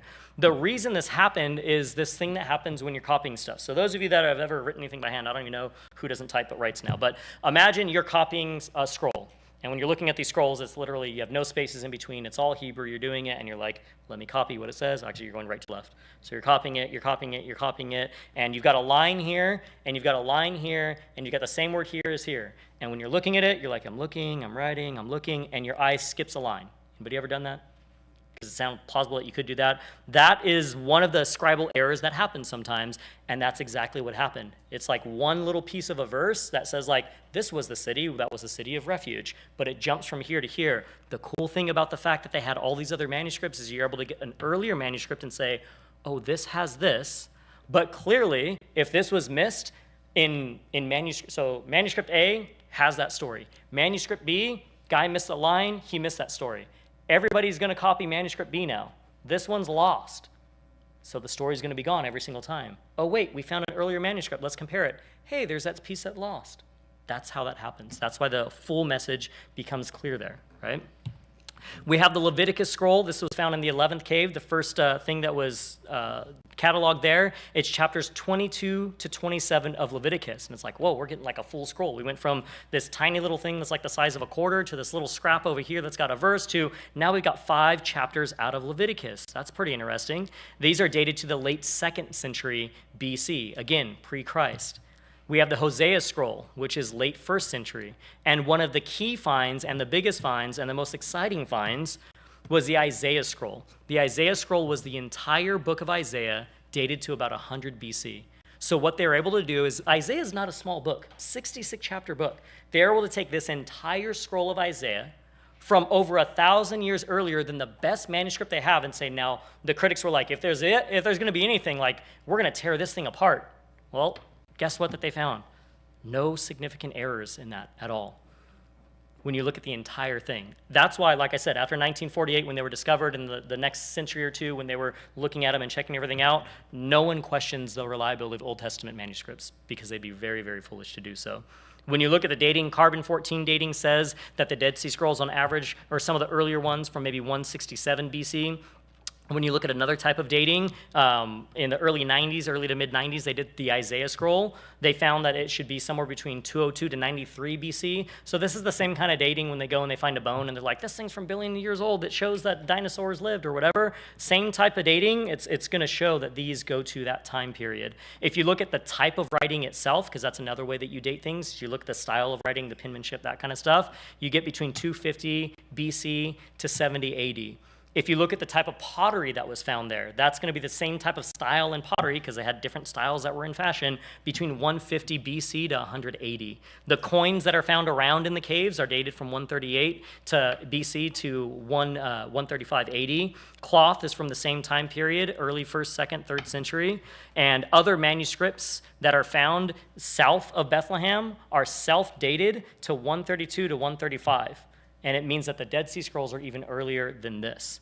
And so when we talk about the reliability of the manuscripts, we've got more manuscripts, and they're more accurately recorded than anything else that we have from history. How do we know they're accurate? Well, we can do a few different things. We can compare the Old Testament Hebrew scriptures to the translation, the Septuagint. If you see the L77 thing, it means the Septuagint or the 70. This is the Greek translation or the Greek translations of the Old Testament. So we can compare the Dead Sea Scrolls and the Hebrew manuscripts we have with the Greek translation and see if there's any changes there. We know about the careful practice of the Jewish scribes. They were very serious when they were doing their things. They had a bunch of rules, like if you were going to be writing the word Yahweh, you're writing the word Lord, you had to go, bathe yourself first, come back, because you had to be clean before you even wrote that word. You had to use a separate pen to do that. There's a lot of things that they had to do. There was actually one rule that's in there that's kind of funny, not funny, but it is what it is. If you're writing the word that has the Lord's name in there, the tetragrammaton, the YHWH, if you're writing that down in Hebrew and someone is talking to you, you have to ignore them, and they even had it in there. Even if it is a king or a ruler and under penalty of death, like you need to respond to him, nope, you keep writing it because that's holy. These guys were very, very, very particular about how they kept their stuff, which is why it's so good, why the copies are so good, except for when their eyes slip. Whoops, that happens sometimes.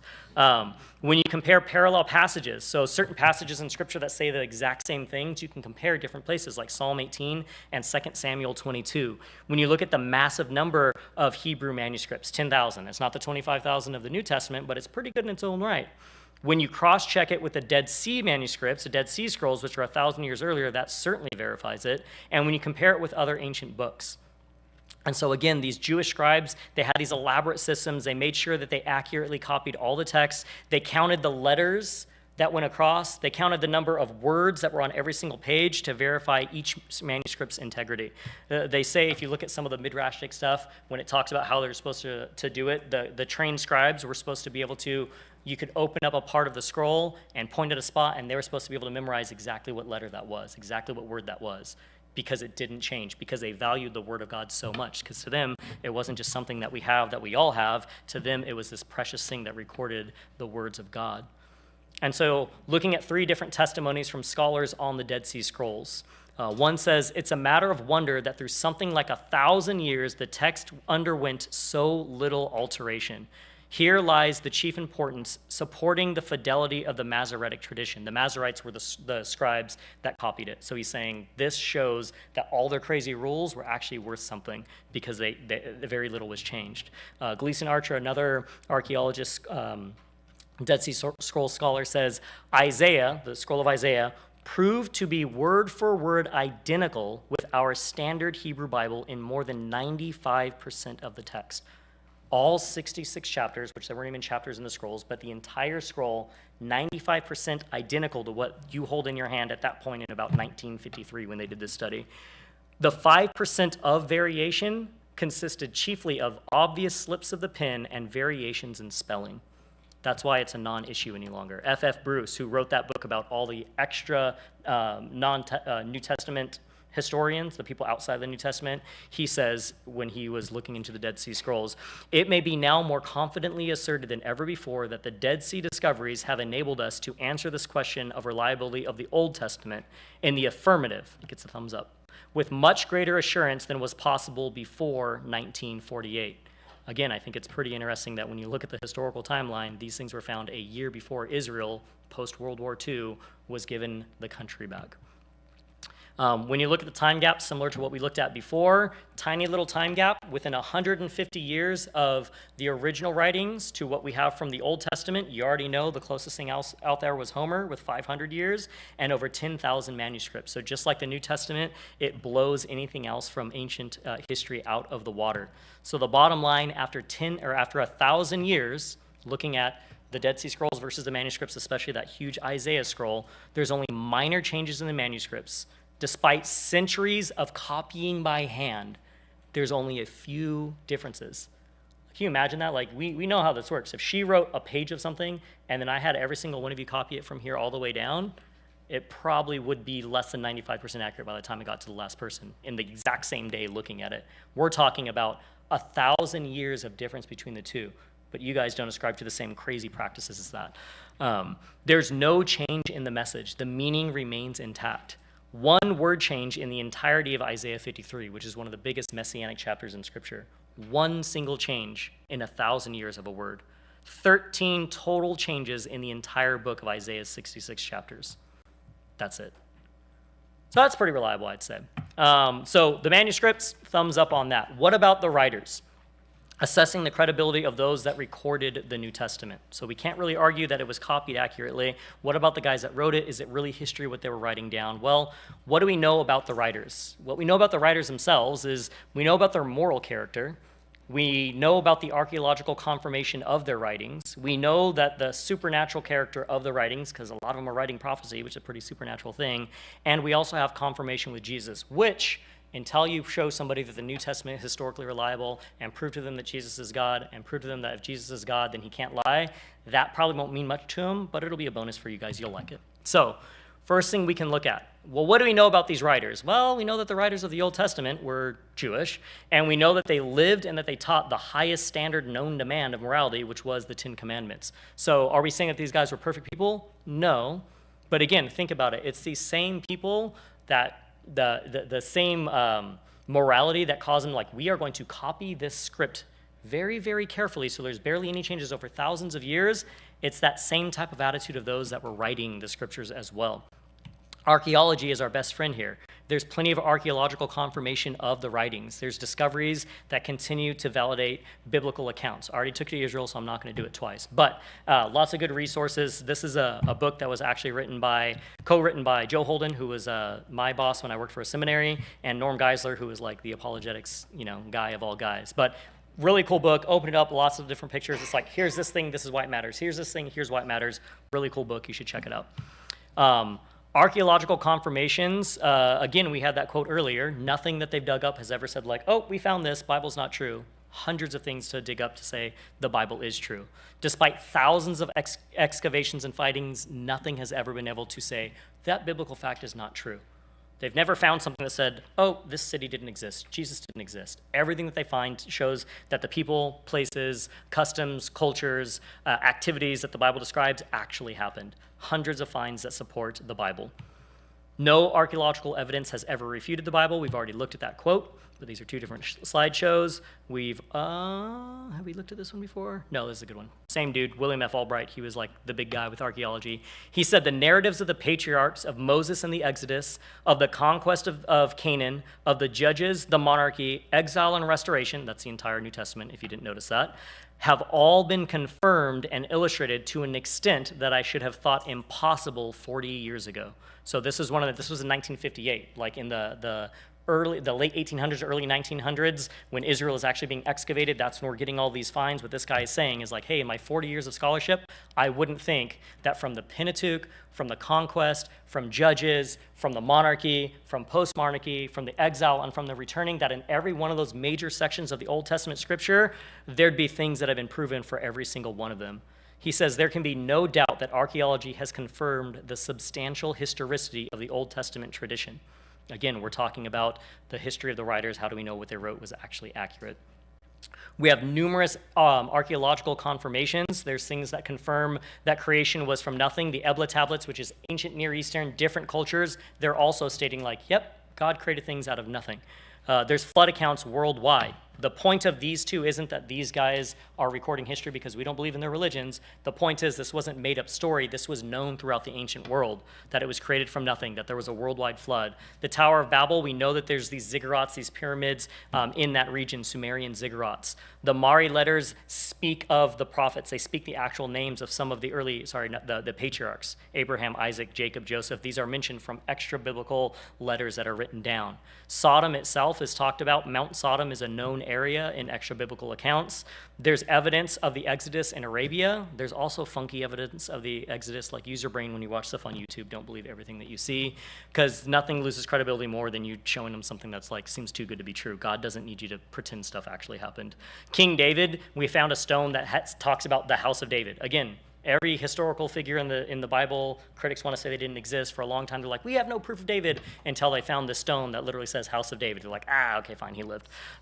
Solomon, the fact that he did these different sacrifices on the Temple Mount, there's underneath the dirt when they were doing excavations, they found huge deposits of ash, which would be very, very tied into the massive sacrifices that it says that were happening during that time period. The fact that the Assyrian invasion came at the tail end, we get it at the back end of the Old Testament, that's when they were taken out, that's historical record. We know that that happened. Different kings, King Jehu, King Hezekiah, these guys are both known from the conquering people coming in. They wrote their histories too. We went up and we beat up on Israel. We beat up on King Jehu. We beat up on King Hezekiah. The other guys are writing about this because they're talking about their victories. Hezekiah's tunnel, the underground source that it talks about in 2 Kings, you can go walk through it today. Jewish captivity, the fact that they were held captive, we see those records. Those are all historical events that are found outside of the Old Testament. Archaeology has proven every single one of those events, and that's pretty much the entire Old Testament from Genesis all the way to them getting taken out. There's a supernatural character of the writing. This is a pretty big deal. Here we go with a little syllogism. Only God can make accurate, repeated, long-term predictions. Okay, I agree with that. If anybody's going to make long-term, accurate predictions of the future, they'd kind of have to be God. And the Old Testament, this is the thing that you want to try to prove, the Old Testament repeatedly made accurate and long-term predictions. And so you could look into prophecy and demonstrate some of these things. Therefore, the Old Testament came from God. That's a good argument. How do I prove point 2? I will say, be careful with this. I am super, super critical. I told some of you guys yesterday, I am a biblical minimalist, which means when I tell people something from Scripture, I want to pretty much know that there's a chapter verse exactly, or maybe like 1 to 2 degrees of inference of this Scripture says this Scripture says this, logically, here's your conclusion. I don't really like going beyond that. Beyond that, I might say like, hey, I think and I read into this, but I do that to make sure that I keep myself from getting into trouble. There will be people that will say that there's hundreds and hundreds of prophecies of the Messiah coming. And I'm not going to say I disagree with that. I'm just saying I don't want to try to prove hundreds and hundreds. I want to take the very, very, very minimal ones. And I want to take the ones like I discussed yesterday. I would look at some of the prophecies that are clear prophecies in Scripture that couldn't have been controlled by Jesus, because there's that whole accusation like, well, he could have just read the Scriptures like a good Jew and made sure that he accomplished these events. So let's look at a couple of prophetic predictions from the Old Testament that the New Testament says happened and that historically are corroborated. So the fact that he would be born of a woman, that's all the way back in Genesis 3:15. The seed of the woman, which would be a human, would crush the head of the serpent. So it's predicted that a human is the one that's going to defeat Satan. The ethnic group that he would come from in Genesis 12:1, it tells Abraham is being told that the entire world is going to be blessed through you, Abraham. So we know that he's going to be a human, and we can narrow down, okay, so all humans, narrow that down to all Jews. We know that he's from the tribe of Judah. That's in Genesis 49:10, because when Isaac's giving his blessing to his children, he gives a blessing to all of them, and he says, Judah, you're the one that the scepter is not going to depart from, so it has to be a human.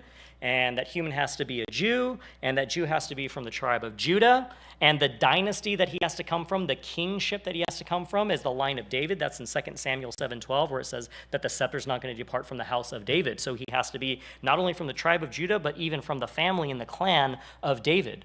Where he would be born, that has to be in Bethlehem, because Micah 5:2 says that. Bethlehem, even though you're the least of the clans in all of Judah, you're going to be able to be the place where the Messiah is born. And finally, so these are all pre-birth stuff that Jesus couldn't possibly have controlled. How he would die and the manner that he would die, again, read Isaiah 53, that messianic chapter, that there's only one change in 1,000 years of textual history of it. When you look at all of these different ones, you kind of have to play the odds of going, what are the odds that one human would be a human from a Jewish human from this tribe, from this kingship, would be born in Bethlehem at this particular time period, and he would die in this manner? It says there are nearly 100 of these. You don't have to prove 100 of them. That's enough for people to go like, okay, yeah, that'd be kind of weird. Now, last thing that we can look at, again, this is probably not going to mean anything to anybody unless they believe that Jesus is God or they at least have some respect for him. But when you look at some of the things that Jesus says, because as we get toward the end of the argument, if Jesus is God, which we will get to the point that he is, anything he says is true. Here's what Jesus said about the Old Testament. Jesus attested that the universe was created. That's Genesis 1. He talked about that in Mark. He talks about the fact that there was a special creation of Adam and Eve. They aren't just like any normal humans, so we're validating Genesis 1 and 2. He talks about Noah's flood and the destruction of the world. He talks about the patriarchs, Abraham, Isaac, and Jacob. He talks about Lot and the destruction of Sodom. That wasn't just a fairy tale story, that actually happened. He talks about Moses and the burning bush. So we've gone through Genesis, and now we're getting into Exodus as we go through the Pentateuch. He talks about Moses, who wrote the Ten Commandments. He talks about the provision of water and manna. Now we're getting into the Exodus events after they've left. Let our people go. No, no, no, no, no. 10 miracles / plagues later. Now they're out, and they're being provided for. He talks about the lifting up of the serpent in the wilderness, one of my favorite tie-ins and stories. That's from the book of Numbers, and that's what the tie-in to John 3:16. Yeah, for God so loved the world. But before that, he says, in the same way that Moses lifted up the serpent in the wilderness, so must the Son of Man be lifted up. He's talking about that event where the people were complaining against God, and God's like, fine, fiery serpents are going to bite you and you're going to die.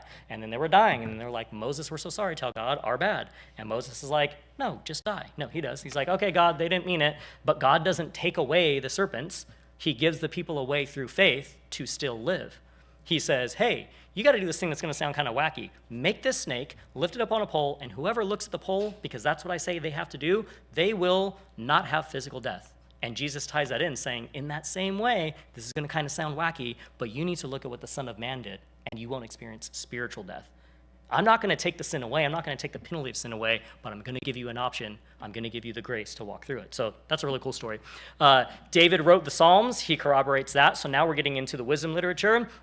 And now we get to get into the history books. Solomon's great kingdom, he verifies that. Elijah's provision for the widow, the oil and all that, he talks about that. The prayer of Elijah that there wouldn't be any rain, he talks about that. The healing of Naaman the leper, Jonah being in the belly of the great fish, so now he's getting into the prophetic books, and the fact that there was supernatural prophecy in Daniel.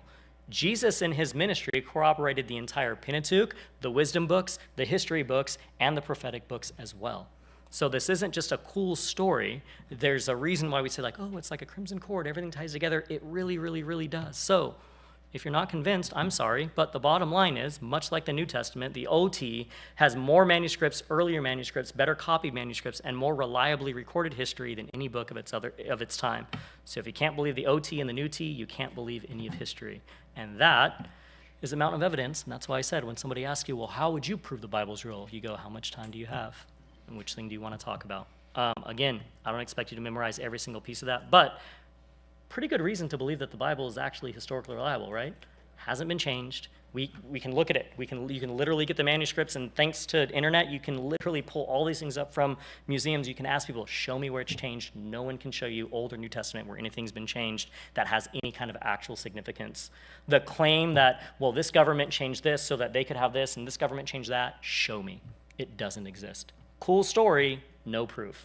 They accuse us of having cool story, no proof. It really is the other way, I promise you. Yeah. Do you know the change in Isaiah 53? I don't know what the word is. No, not sure. Be funny if it was Isaiah, though. All right. Any other questions with this? Again, hopefully this wasn't, I don't think this is like a big logical thing. This is just like, here's a mountain of evidence. We can trust the Bible kind of thing. Good? All right. One last thing that I'll leave you with for the weekend while you guys detox a bit and breathe and all that kind of stuff. We've talked about a lot of logical stuff. We talked about a lot of arguments. We talked about a lot of evidence. I want to remind you, as I said from the very beginning, there are limits to apologetics. There are limits to evangelism. It's a very dangerous thing when you think like, I'm armed with all of this and now I can go in and no one's going to be able to defeat me. Remember, who, what, when, where, why. When you do this, when you engage in apologetics and evangelism, you've got to be in the right spirit. It can't be, I want to win the argument. And I'm not knocking anybody, but I know how I was when I was sitting in the seat when I was like, I didn't know all these things. I can't wait to talk to this person because I'm going to get him. Don't have that attitude. Don't make the mistakes that I did, because that you're not representing Christ when you're doing that. There's no meekness. There's no humility. The best thing you can do to soak all this in is go, Lord, help me remember what you want me to remember, and give me that calm spirit, and give me a heart for people. Because what the enemy will want is you to just be divided with others and forget that the person that you want to talk to or convince or whatever was created in the image of God, is deceived by Satan, and is following him. So remember all those things. Be in the spirit when you're engaging in this, and don't feel bad about being able to have conversations with people and showing them all the proof and them going like, yeah, I still don't believe you. It's not good enough. That's okay. Walk away from that. You have to remember, if Jesus walked this earth for 30-something years and for 3 years had a ministry where he did miracles in front of people, and one day they said, Hosanna, Hosanna, save us, Lord, and a week later they said, crucify him, we'd rather have Barabbas, you probably aren't going to be too much more convincing than anybody else. Let the Spirit do his work. Let the Lord work through you. Let yourself be a vessel. Don't be like those apologists that would come to the conferences saying, have you ever tried this one on a Mormon? It works every time. Don't be that guy, okay? All right, let's pray. Lord, thank you so much for proof. Thank you for evidence, but thank you as well for faith. Not a blind faith, but a reasonable faith. I pray for every one of these students and anybody else that's been coming, that's been watching online, that we would be more confident. One of the points of this class is to help everybody become more confident in the scriptures that we read, that we hold, that we would be more bold when we go and share with people, not just because we now have all the answers, but because we know we do have a reasonable faith. And so give people the courage to go out there and share, have them do that when it's the right timing, when your Spirit is with them. I thank you for these things. I know that it's paid off dividends in my life to study these things and restudy these things and reread these things and have conversations with people and talk to people about these things and be rejected over and over again, Lord. I know that Will pumped this class up huge the last couple of weeks because it's been instrumental in his life. Lord, I just pray for everybody here that they would use the things that they've been learning for your glory, not for their own. And if anybody's still sitting here going like, I don't even know how I'd still go talk to somebody, there's still so many questions that are unanswered, I pray that they would be bold enough to say, Lord, but you can still speak through me. Just like that girl I heard about, Camilla, she was bold enough to do it, and you gave her the words too.